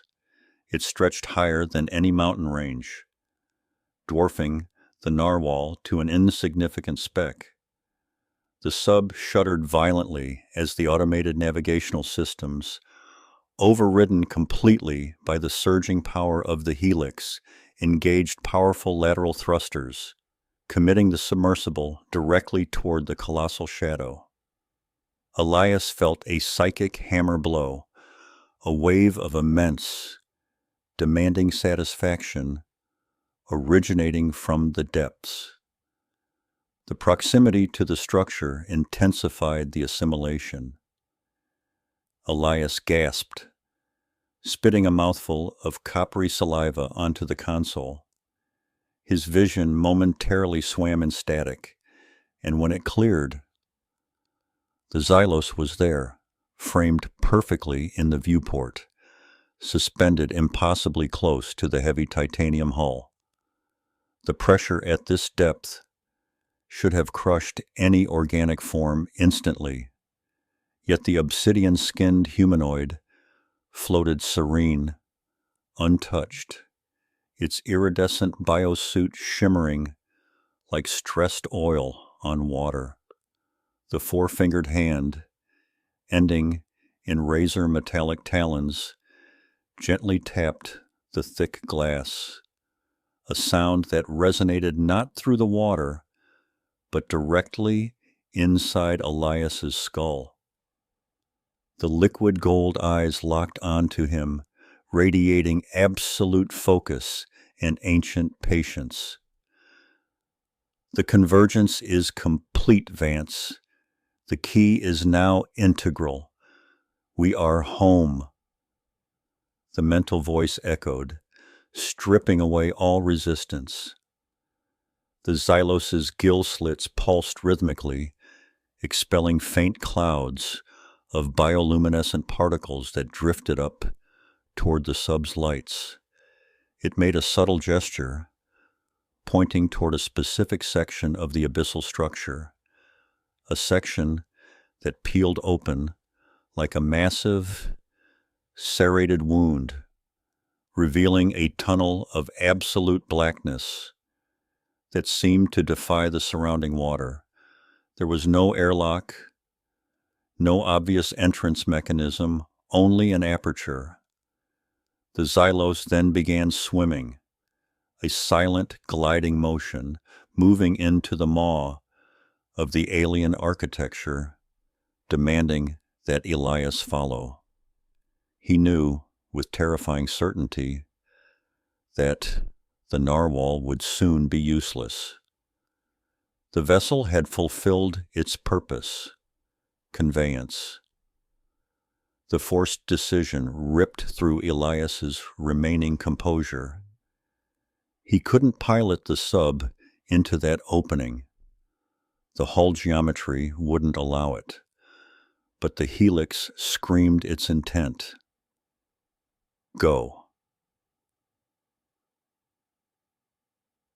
It was a survival mechanism overriding self-preservation. Elias staggered back into the equipment bay, grabbing the specialized hard suit. A pressurized exosuit designed for brief excursions at extreme pressure, meant only for welding or delicate retrieval, never deep transit. He began stripping his heavy orange flotation gear. The biological changes were unmistakable now. His skin was slick, unnaturally cold, and the subtle, dark venous lines spreading outward from the Helix implant had darkened to near black.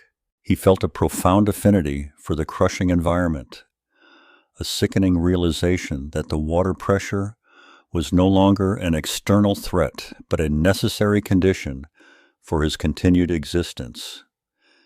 He discarded the helmet's standard life support pack, replacing it with a custom-rigged emergency rebreather, modified with proprietary compounds he couldn't recall mixing, a preemptive adaptation mandated by the Helix's knowledge.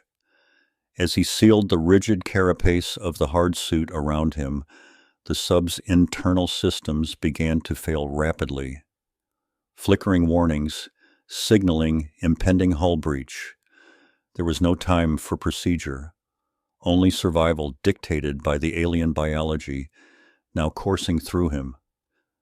Elias cycled the inner airlock of the narwhal. The metallic groan echoed deafeningly in the confined space, the sound amplified by the sheer tonnage of water pressing against the hull. He paused for one final, agonizing second, remembering the sun, remembering air, the scent of salt above the surface. That life was severed now, replaced by the relentless, cold ambition of the Xylos. He triggered the outer door. The explosion of displaced water was immediate and brutal, a hydraulic shockwave that threatened to tear the hard suit from its moorings. The suit's external lights fought a losing battle against the abyssal darkness, illuminating only the immediate cloud of disturbed sediment. As he was jettisoned from the sub, the pressure hit, not as a crushing force against the armor, but as a violent, vibrating hum transmitted directly into his bones. The Helix surged, activating its protective field, a layer of nearly invisible, highly pressurized biogel that instantly equilibrated the suit's exterior to the external environment, relieving the mechanical strain. But the sensory input was unbearable. The water was no longer opaque. It was a teeming, chaotic volume of magnetic fields, thermal shifts, and sonic frequencies, all filtered through his newly configured neural pathways. He was blind, deaf, and yet acutely aware of everything. A painful, overwhelming baptism into the true nature of the deep. Elias felt the Xylos' psychic tether tighten, pulling him forward like an invisible rope. He kicked his magnetic boots, fighting the inertia and the overwhelming disorientation. The massive, dark entrance of the structure consumed the limited light. Close up, the alien architecture defied all terrestrial expectations. It wasn't stone or forged metal. It was crystalline yet organic, shifting subtly between glossy black and deep purple, featuring impossible non-Euclidean angles that hurt the eyes to trace. It possessed a geometry that seemed mathematically sound but visually maddening. As he approached the open maw, the water around the entrance behaved strangely, forming a faint, shimmering boundary. The Xylos waited just inside the threshold, its tall silhouette momentarily framed by the alien structure's faint internal illumination, which was growing steadily brighter. The gill slits on its neck were now intensely visible, pulsating with a rapid, controlled rhythm. The Xylos extended a hand, the metallic talons catching the pale light, not an invitation, but an expectation. As Elias drifted closer, he realized the structure wasn't merely open. It was drawing the water inward, creating a subtle, powerful current that guaranteed his entry. The moment Elias crossed the threshold of the alien structure, the world tilted into silence. The tremendous water pressure vanished instantly. He hung suspended in a chamber filled not with water, but with a dense, breathable gas, pressurized well beyond any earthly atmosphere, but perfectly compatible with the Helix modifications to his suit and lungs. The hard suit became suddenly cumbersome in the low-gravity environment inside. Elias ripped off the heavy helmet, gasping. The air tasted sterile, metallic, and incredibly cold. The chamber was vast, lit by pulsating veining within the walls that pulsed with the same emerald light as the exterior. The Xylos was several meters away, standing upright, seeming unfazed by the atmospheric shift. The iridescent biosuit now appeared dry, clinging tighter to its slender form. The structure was alive, and it recognized the assimilation in Elias. Strange, resonant frequencies began to hum through the floor plates beneath his feet, vibrating the Helix with painful intensity. The pulsing, dark lines on his arms flashed a sickly green, syncing with the structure's internal rhythm. Elias understood the gravity of his situation.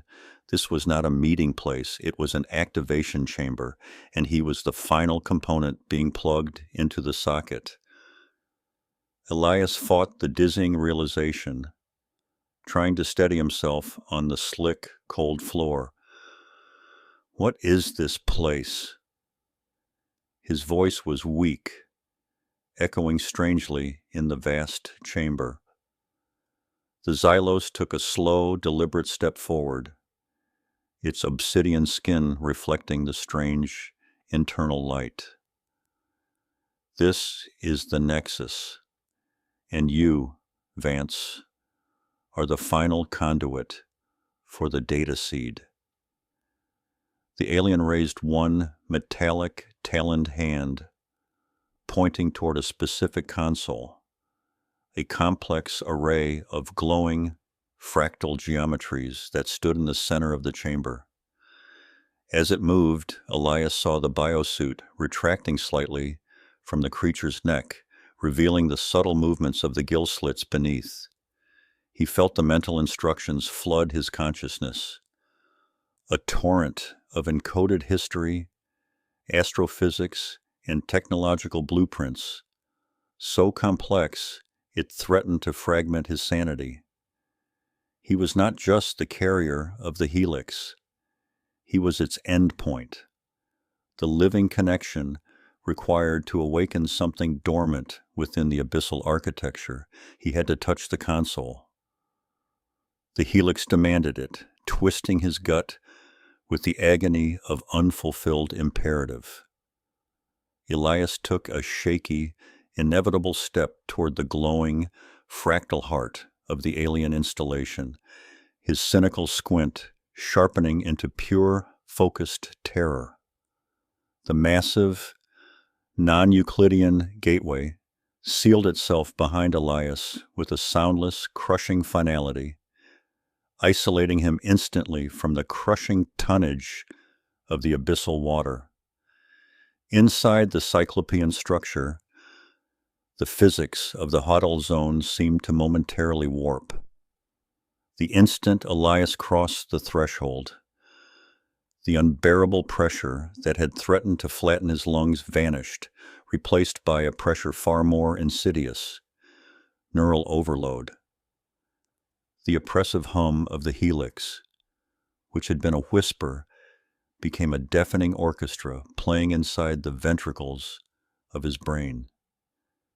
He stumbled, the heavy, oil-stained orange survival flotation gear catching on a polished floor that felt disturbingly organic, not metal, not stone, but petrified musculature. The light source inside was ambient and sickly green, pulsating slowly, revealing curved arches and supports that resembled calcified rib cages. It was a space built not for function, but for biological worship. Elias gasped, the air inside dry and sharp, smelling faintly of ozone and metallic brine. He instinctively tore the face seal of his helmet, the sudden relief quickly overshadowed by the searing pain radiating from his temples, a burning indication that the convergence was completing its brutal handshake. He watched the massive form of the Xylos glide ahead, obsidian skin reflecting the sickly light, the iridescent, scale-like biosuit shifting like oil on water. The alien turned back, its liquid gold eyes holding a frightening mixture of urgency and cold triumph. The subtle, pulsating gill slits on its neck were now contracting rapidly. Elias tried to form a cynical retort, a defense mechanism born of 36 years of fighting the sea, but the only sound that escaped was a choked, desperate cough. Already halfway assimilated, Elias followed, propelled less by choice and more by the intense psychic tether dragging his consciousness forward. The structure was a labyrinth of purposeful biomechanics, corridors stretching into distorted perspectives that hurt his human sense of geometry. The floor inclined sharply, slick and unnervingly warm beneath his insulated black pants. Every step was a battle against the neural static, which felt like billions of tiny needles stabbing the prefrontal cortex. He saw etchings on the walls, symbols that weren't written but grown, complex biological matrices that hummed with latent energy. This wasn't a ruin, it was a dormant, living machine. The Xylos moved with a terrifying economy of motion, effortlessly gliding through the curved passages. When they passed under an archway composed entirely of intertwined, thick cables that looked like hardened nerve bundles, the psychic feedback spiked. Elias dropped to one knee, clutching the sides of his helmet, his vision fracturing into shards of light and shadow. He saw flashes of alien history, vast cosmic voyages, silent wars fought in gas giants, and the cold logic of extinction events. The Xylos paused, turning its immense height toward him, the metallic talons now fully extended, scraped against the organic floor, a jarring, metallic sound that cut through the internal hum. There was no pity in the liquid gold gaze, only the calculation of necessity. Elias realized, with cold dread, that the physical pressure of the abyss had been merciful compared to the weight of the Helix's collective memory now trying to find root in his fragile human mind. His cynicism was being burned away, replaced by an overwhelming, ancient terror.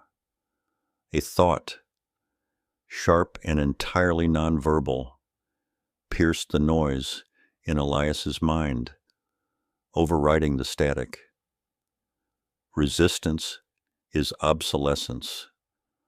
The archive requires an anchor. Alaro pushed back with a lifetime of defiance, a futile mental shout against the cosmic tide, demanding clarification, demanding his own identity back. The Xylos reacted physically, a subtle ripple passing beneath the obsidian skin, and the gill slits flared brightly. The creature extended one massive hand, 4 fingers, ending in predatory talons, and pressed them lightly against Elias's shoulder where the orange gear was thickest. The contact was not violent, but utterly definitive. The structure is a repository of consequence. The Xylos articulated, the sound not auditory, but projected directly into the base of Elias's skull, cold and resonance heavy. The convergence achieved equilibrium, human. The external pressure is nullified because we are inside the stabilizing field. But the internal pressure, the knowledge, the memory that must now be housed, this is not a choice offered. Elias Vance. It is a necessary function. You are the chosen medium for the biological technology, the culmination of the data transfer. The use of his name, spoken with such chilling authority by a creature that felt less like an individual and more like a conduit, sent a shudder of icy realization down his spine. This was the moment of revelation, the horrifying truth of his recruitment. He was a biological hard drive, and the installation process was about to begin. They moved deeper into the structure, the floor leveling out and the light shifting from sickly green to an angry, pulsing crimson. The air grew intensely humid, thick with a tangible electric charge that made the short hairs on Elias's arms stand erect. They entered what felt like the core of the machine, a vast cavernous space where the walls pulsed rhythmically, like a gigantic, trapped heart. This was the Nexus chamber. It wasn't metallic or ceramic, but purely biological, a structure perhaps the size of a human torso, irregularly shaped, composed of interwoven strands of deep, vascular tissue that shimmered with an inner, liquid light. It pulsed independently, radiating intense heat and a low, resonant frequency that vibrated through Elias's teeth and bone. He could feel the sheer, incomprehensible age of the object, a technology grown, not manufactured. The intense electromagnetic field in the chamber was wreaking havoc on his outdated human equipment. The comms panel on his orange chest plate flickered wildly, then died with a final, desperate fizzle. The narwhal was a million miles away. His survival suit, meant to withstand unimaginable cold and pressure, felt useless here. A thin membrane separating him from complete biological dissolution. The Xylos stopped before the basin, the shimmering obsidian skin darkening as it absorbed the ambient crimson light. The creature raised its arms in a slow, reverent gesture toward the floating, organic artifact. This was the terminus of the convergence, the moment of physical contact. The psychic guidance became an unbearable physical shove. Elias felt his legs move forward against his will, a puppet being dragged toward the terrifying, bioluminescent object. The vascular tissue of the artifact seemed to be generating its own magnetic pull, a gravitational field of ancient biology. Panic surged, a primal, human scream trapped behind the psychic iron curtain. Elias tried to claw at the side of his helmet, intending to rip out the sensor that connected him to the Helix, but his fingers responded only sluggishly, bound by the alien consciousness. It requires the transfer of mass. The Xylos stepped behind him, its massive height looming, the metallic talons of one hand gently settled on the vulnerable nape of Elias's neck, right where the spine met the skull. The contact was excruciatingly cold, a sharp surgical precision in the alien grip. "You must interface," the Xylos commanded, the voice resonating directly inside his inner ear, cold and metallic. "Your physiology is robust enough." Elias fought, twisting his body violently, the heavy flotation gear scraping uselessly against the obsidian armor of the alien.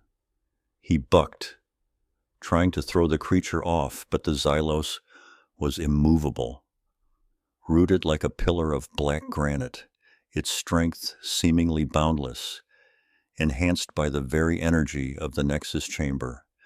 The talons pressed harder, threatening to pierce the skin, forcing Elias's face downward, directly toward the pulsating, humming artifact. He could feel the biological heat emanating from the object, the smell of burnt copper and living matter filling his lungs. As Elias was forced closer, the boundary between his reality and the Helix's shattered completely. The artifact didn't just emit heat, it broadcast information. When his face was mere inches from the shimmering biological surface, the full weight of alien cosmic sorrow descended. He didn't just receive data, he lived it. He experienced the deep, cold despair of a civilization witnessing the entropic death of its home star, the necessity of jettisoning their entire history and consciousness into abyssal vaults across the galaxy.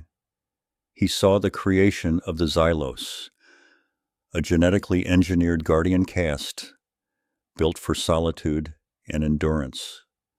This was the Archive's burden, the reason for the relentless pursuit.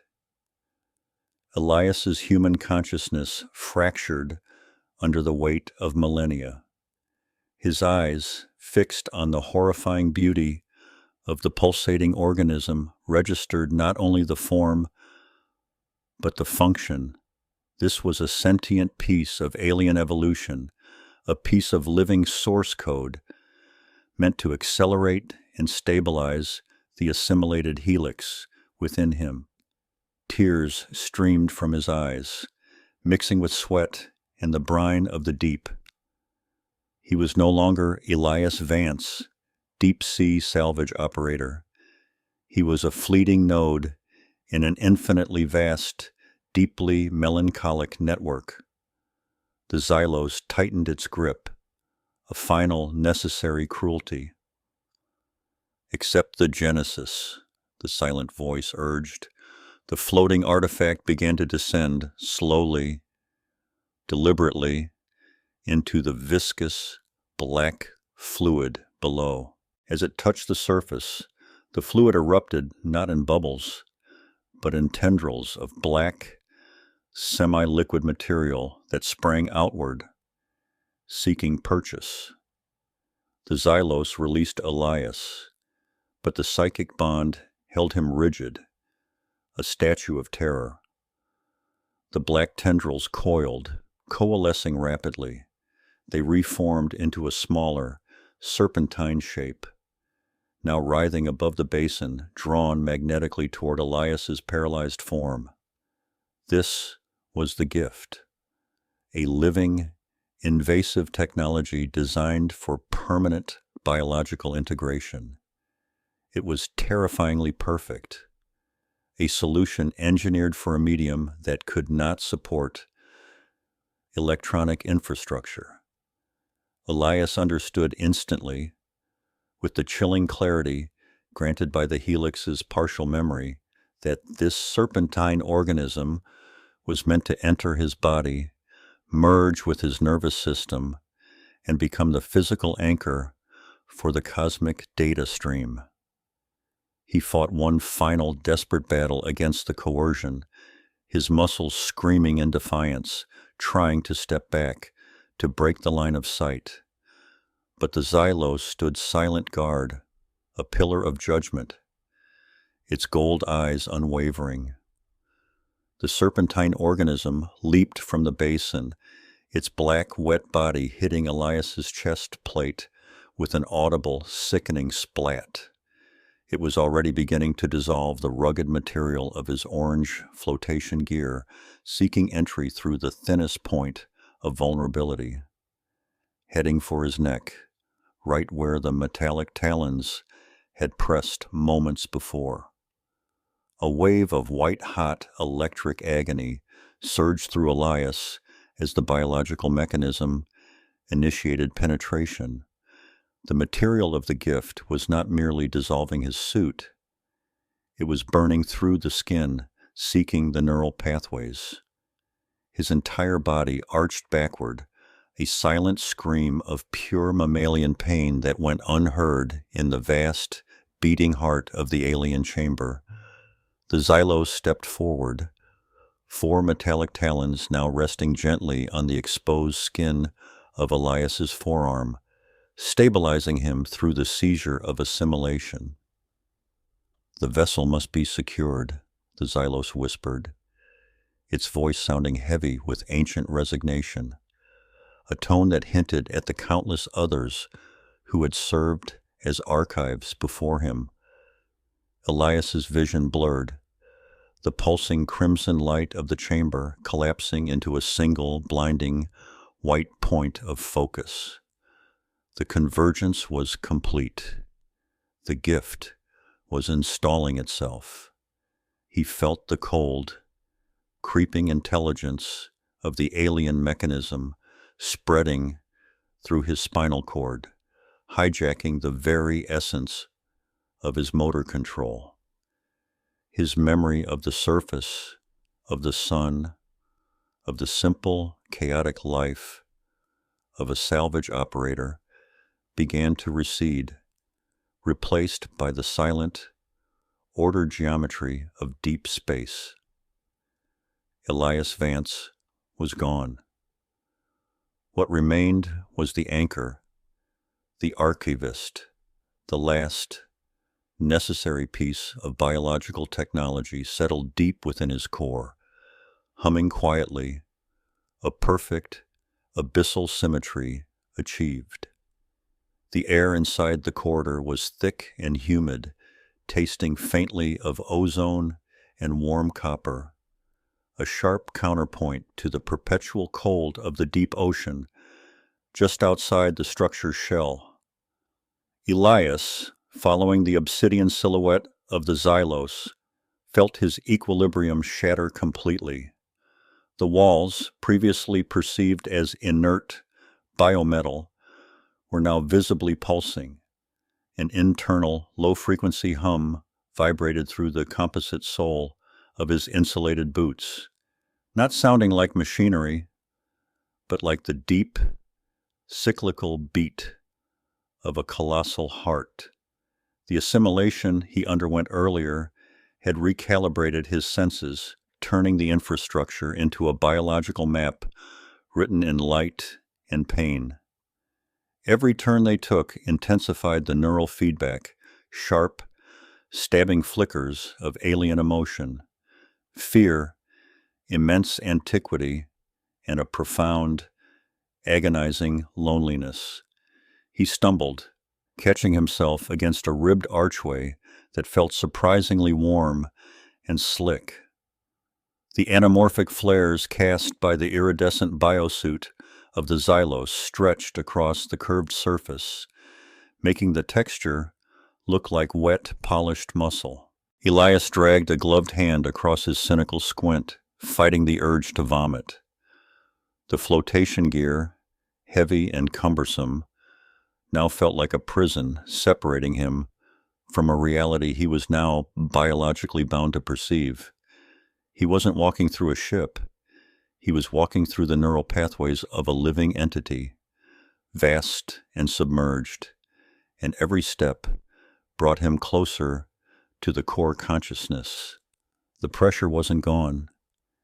It had simply been internalized, manifesting as skull-splitting cognitive demand.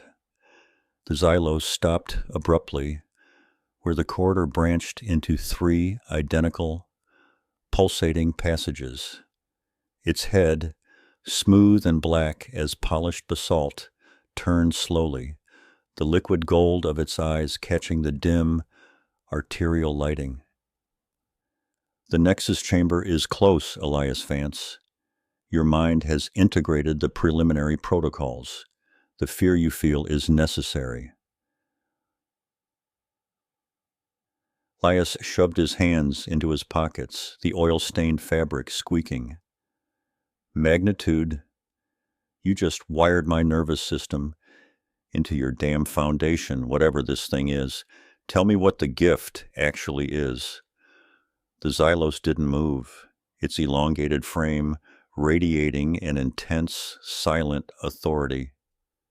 The subtle gill slits on its neck pulsed faster, a minute, rhythmic expansion and contraction. It is not technology, human, not as you define it. It is an archive. We are an ancient species. A tremor ran through the floor, a deep, resonant chord that Elias felt in his teeth. This structure is the vessel. The gift is the seed. My kind are fading. We are reaching the point of biological instability. We require a relay, a host. The implication hung heavy. Elias wasn't receiving a power source. He was becoming a biological hard drive, the final living library of a dying civilization stranded 11,000 meters beneath the surface. The Xylos chose the central path. The air grew colder, but the internal vibrations intensified until Elias felt like his skeleton was rattling loose. They rounded the final bend, and the Nexus chamber revealed itself, not as a technological vault, but as a cyclopean biological gateway. The entrance was a vertical oval, ringed by thick, interlocking ridges of crimson tissue that slowly, wetly contracted and expanded like a massive sphincter guarding an internal organ. It was horrifyingly intimate, a passage into the core viscera of the deep-sea leviathan they inhabited.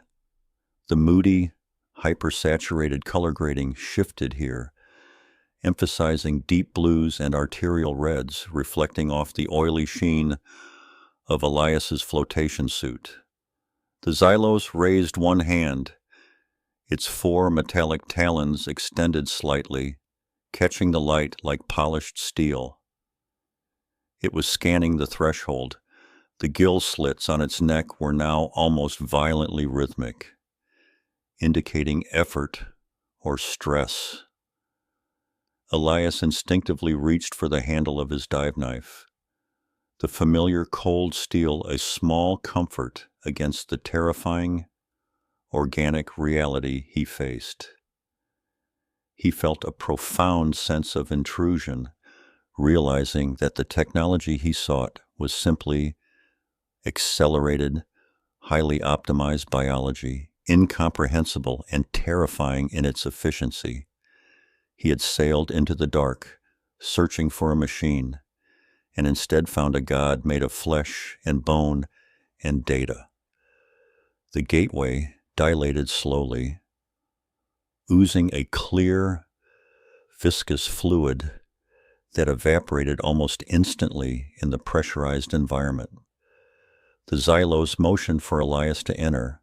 The Nexus chamber was immense, a cathedral built not of stone but of luminous, suspended organs. The lighting was generated by thousands of slow, bioluminescent pulses emanating from the ceiling domes, casting everything in a sickly, shimmering green hue. It was a roughly spherical mass, easily 8 feet in diameter, composed of tightly woven, crystalline biofibers, constantly shifting color from deep indigo to blinding white, overlaid by a complex network of thicker, vein-like structures that pulsed with dark, compressed energy. It didn't look like a computer core. It looked like a gigantic, perfect, and terrifying brain suspended in the void.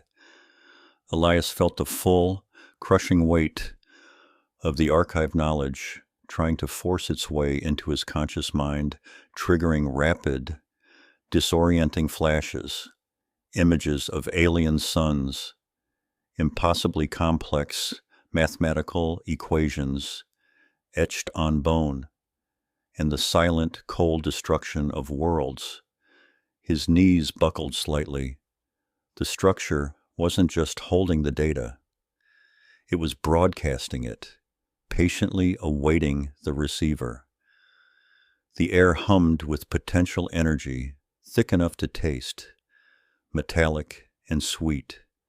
The Xylos moved toward the spherical Nexus core with a profound reverence. It is the convergence point. It is where our past meets your future. The assimilation prepared your neural structure to receive the compressed data, but this transfer requires physical proximity, Elias Vance. The Xylos extended a hand toward the sphere. As its metallic talons made contact, the sphere's white pulsing intensified drastically, bathing the room in a blinding, transient flash. The Xylos spoke, its voice now layered with profound grief, echoing multiple frequencies simultaneously. I am the architect of the final transfer. The cost of carrying this archive is immense. Your life, your identity, they will be overlaid, not destroyed, but eternally shared. This structure ensures your survival, but not your solitude. Elias shook his head, the cynicism momentarily overwhelmed by raw, primal fear. No, wait, overlay? But the assimilation protocols were overriding his panic. His body began to move toward the core, compelled by an invisible, powerful tether that originated deep within his newly rewired nervous system. He saw the truth in the Xylos's shimmering gold eyes. This was not a choice offered. It was a necessary mechanism activated long before he salvaged the first alien component from the abyssal wreck. The Xylos placed both hands on the pulsating crystalline sphere, which began to emit high-pitched, harmonic tones that vibrated painfully against Elias's eardrums. The tall alien turned its gaze fully upon Elias, a silent, weighty moment of final transmission passing between them. Then, with a sudden, violent crackle, a tendril of thick, translucent biofiber detached itself from the core. It moved with unnatural speed, snaking across the air towards Elias. He tried to brace himself, but the involuntary command forced him forward.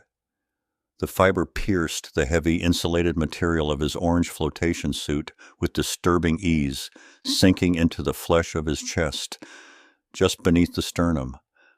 The pain was immediate, absolute, and multidimensional. It was not merely physical agony, it was the pain of 100,000 years of data being rammed into a 36-year-old human brain.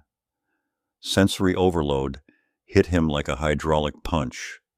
He felt the cold pressure of alien deep space, the searing heat of exotic suns, the logic of non-Euclidean geometry, the emotional residue of billions of forgotten deaths, all compressed and delivered directly to his central nervous system. He screamed, but the sound was thin and lost in the dense, humming chamber.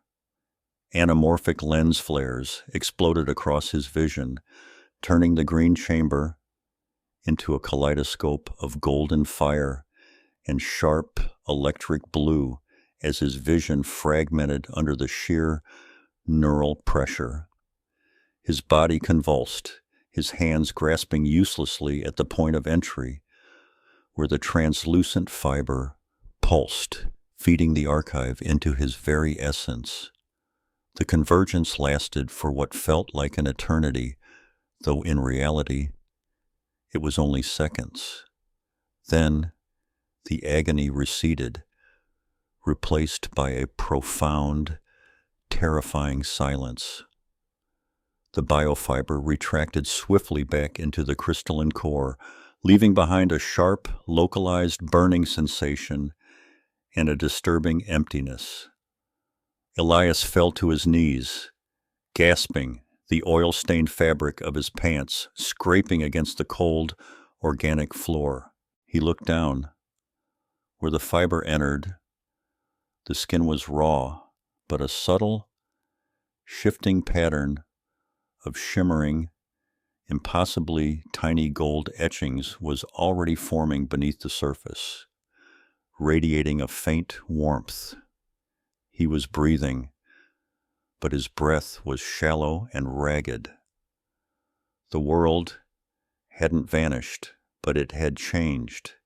He still saw the Nexus chamber, but superimposed over it were faint schematics, shimmering geometric calculations that danced at the edge of his peripheral vision, incomprehensible but undeniably present.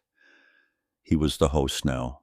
He felt the weight of the archive, a secondary, massive consciousness sitting dormant just behind his own thoughts, waiting. The Xylos detached itself from the core, stumbling slightly, its obsidian skin appearing duller, less reflective, and the light in its gold eyes seeming diminished. The transfer had cost the architect deeply. It moved toward Elias, its metallic talons clicking softly on the floor. The transfer is complete. You carry us now, Elias Vance. The transfer wasn't knowledge. It was ingestion. Elias Vance screamed, but the sound was trapped, swallowed by the sheer hydraulic pressure of the abyssal depth and the synaptic storm raging behind his cynical squint. The massive, pulsating organ, dark and slick with bioluminescent mucus, connected to his spine via the metallic shunts, forcing 10,000 years of astronomical data and cultural memory into his neural pathways. His perception fractured. He saw nebulae collapse, felt the cold death of a twin sun, and experienced the silent despair of the Xylos civilization fleeing a cosmic blight. The memories were not passive viewing. They were agonizing physical sensations, the feeling of a massive population dying simultaneously, the compression of history into a single, agonizing flash. Anamorphic lens flares caught the light, refracting through the thick, pressurized liquid surrounding them, turning the chamber into a dizzying kaleidoscope of pain and purple light. Elias's hands, encased in thick salvage gloves, clenched until his knuckles cracked inside the neoprene, fighting a war that was already lost. The Xylos stood silent, unmoving, its liquid gold eyes reflecting the entire terrible process. A single, dark tear, viscous and slow, tracked a path down its obsidian cheek, acknowledging the necessary brutality of the transfer.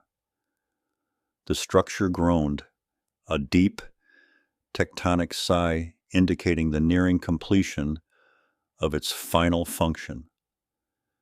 The deluge stopped, not gradually, but instantly, like a collapsing wave turning into absolute stillness. The massive, organic organ, having jettisoned its cargo, retracted with a sickening, wet suction sound.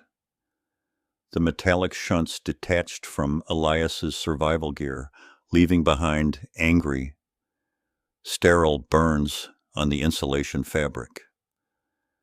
Elias didn't immediately move. He hung limp in the water column, his body heavy, his mind impossibly vast, a universe now contained within a 36-year-old human skull. The cynicism was gone, replaced by an ancient, terrible sorrow. He knew the paths of stars, the equations governing dark matter, and the specific taste of a distant, now extinct alien fruit. The Xylos approached him slowly, its 4 long fingers moving carefully. The pulsating gill slits on its neck were cycling rapidly now, a sign of exhaustion. The Xylos lightly touched the orange flotation gear near Elias's chest, a gesture of profound gravity. The liquid gold eyes communicated the finality. The archive was whole, and it belonged to Elias. The machine that had facilitated the transfer began to visibly decay. The vibrant bioluminescence sputtered and died, leaving the Nexus chamber in a murky, deep-sea blackness, illuminated only by the faint, shimmering light emanating from the Xylos' iridescent biosuit. The seed is planted, the Xylos communicated telepathically.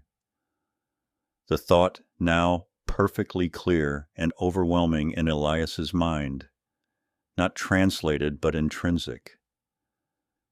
You are the library. You are the last refuge of the Xylos. Elias managed to turn his head, his movement heavy and delayed. The internal memory flooding was subsiding, leaving behind a foundation of knowledge so deep it felt like bone.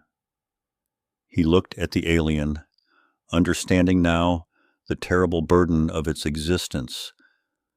To be the shepherd of death, the orchestrator of its own race's extinction and resurrection in a foreign host. Elias projected the thought, his voice still too stunned to speak aloud. The answer was immediate, sharp, and final. Because you were here. Because you possess the drive to face the dark. The Xylos' metallic talons scraped lightly against the chamber floor. The entire structure shuddered, a low-frequency hum vibrating through the water that felt less like an earthquake and more like a final biological expiration. The Nexus was dissolving. Its functionality was spent. They had only moments left before the pressure, singularity, returned the entire complex to its primordial state. The structural failure accelerated from a tremor to a cataclysm. Massive, nerve-like cables that latticed the chamber snapped, sending stinging feedback through the water. Dust and silt exploded from fractures appearing instantaneously in the obsidian walls. The Xylos, without hesitation, grabbed Elias's heavy flotation gear. The immense strength of the alien was focused on survival, not its own, but the archives. We ascend. The Xylos pulled Elias toward the exit portal, the same narrow, organic aperture they had entered through. The urgency was palpable. A kinetic rush amplified by the deepening guttural sounds of the deep structure tearing itself apart. Elias, still wrestling with the neurological integration, provided weak resistance, but the ancient drive for self-preservation, now layered with the Xylos' mandate, took over. He kicked, engaging his propulsion unit just as a large slab of the ceiling, resembling dried black skin, peeled away and imploded. The light from the Xylos' biosuit cut through the cloud of debris, creating stark, moody shadows and violent lens flares as they fled the Nexus chamber, leaving the monumental undertaking to be crushed and forgotten by the deep-sea pressure. The ascent was a chaotic, dizzying blur of black water rushing past. Elias was fully engaged now, the knowledge of the Xylos' architecture, of the subtle weaknesses in the structure, guiding his movements. He navigated the collapsing corridors with a precision he hadn't possessed an hour ago, anticipating pressure gradients and unstable points. The deep-sea salvage operator was gone, replaced by a pilot leveraging 10 millennia of navigational data. He glanced back at the Xylos. The alien's pace was slowing, its powerful strokes becoming labored. The iridescent biosuit seemed dimmer, the shimmering gold of its eyes fading slightly, dulled by the exhaustion of the ritual. The pulsating gill slits were fluttering irregularly, struggling to draw oxygen from the enriched liquid. The Xylos had given everything, its history, its purpose, its very life force, to the transfer. They broke through the final, thick layer of structure that separated the internal complex from the main abyssal shaft. They were exposed, rising rapidly through the immense black column toward the distant, unseen surface, 2,025 kilometers above. The Xylos grabbed Elias's shoulder and stopped their ascent just shy of the thermocline, the layer where the warm surface water meets the cold abyssal depth. The contrast was stark, the water suddenly becoming slightly clearer, though still impossibly deep. The Xylos held Elias, its face mere inches from his helmet. The gold eyes, now almost opaque, stared into the human soul, affirming the terrible connection. The surface is yours. The future is yours. Elias finally found his voice, raw and echoing inside the helmet, laced with the ancient sorrow he now carried. The Xylos shook its head, a silent, definitive refusal. I remain. The transition point must be secured. My existence is tethered here until the cycle begins anew. Go. The alien's 4 long fingers, tipped with metallic talons, tightened on Elias's shoulder, then released. It was a final push, a severing of the physical connection. The Xylos turned its back to Elias, drifting slowly downward into the blackness of the abyss, its dimming biosuit, a final heartbreaking beacon of sacrifice against the crushing depth. Elias watched, paralyzed by the weight of his new mandate, before the powerful impulse of survival, now interwoven with the alien directive, forced him upward. Elias broke the surface of the North Atlantic at 04:17 a.m. 2025. The transition was brutal. The sudden decompression, the harsh, cold wind, the indifferent, familiar gray of the ocean under a crescent moon. He sputtered, dragging air into lungs accustomed to the internal atmosphere of the abyssal structure. The oil-stained orange flotation gear, designed for routine salvage work, was now wrapped around the most important vessel in the universe. He was alone, surrounded by the mundane reality of his life. His salvage boat, the battered Mariner, was still a kilometer away, floating under emergency lights. But Elias Vance was gone. He was the archive. The cynical squint was replaced by an expression of infinite, weary knowledge.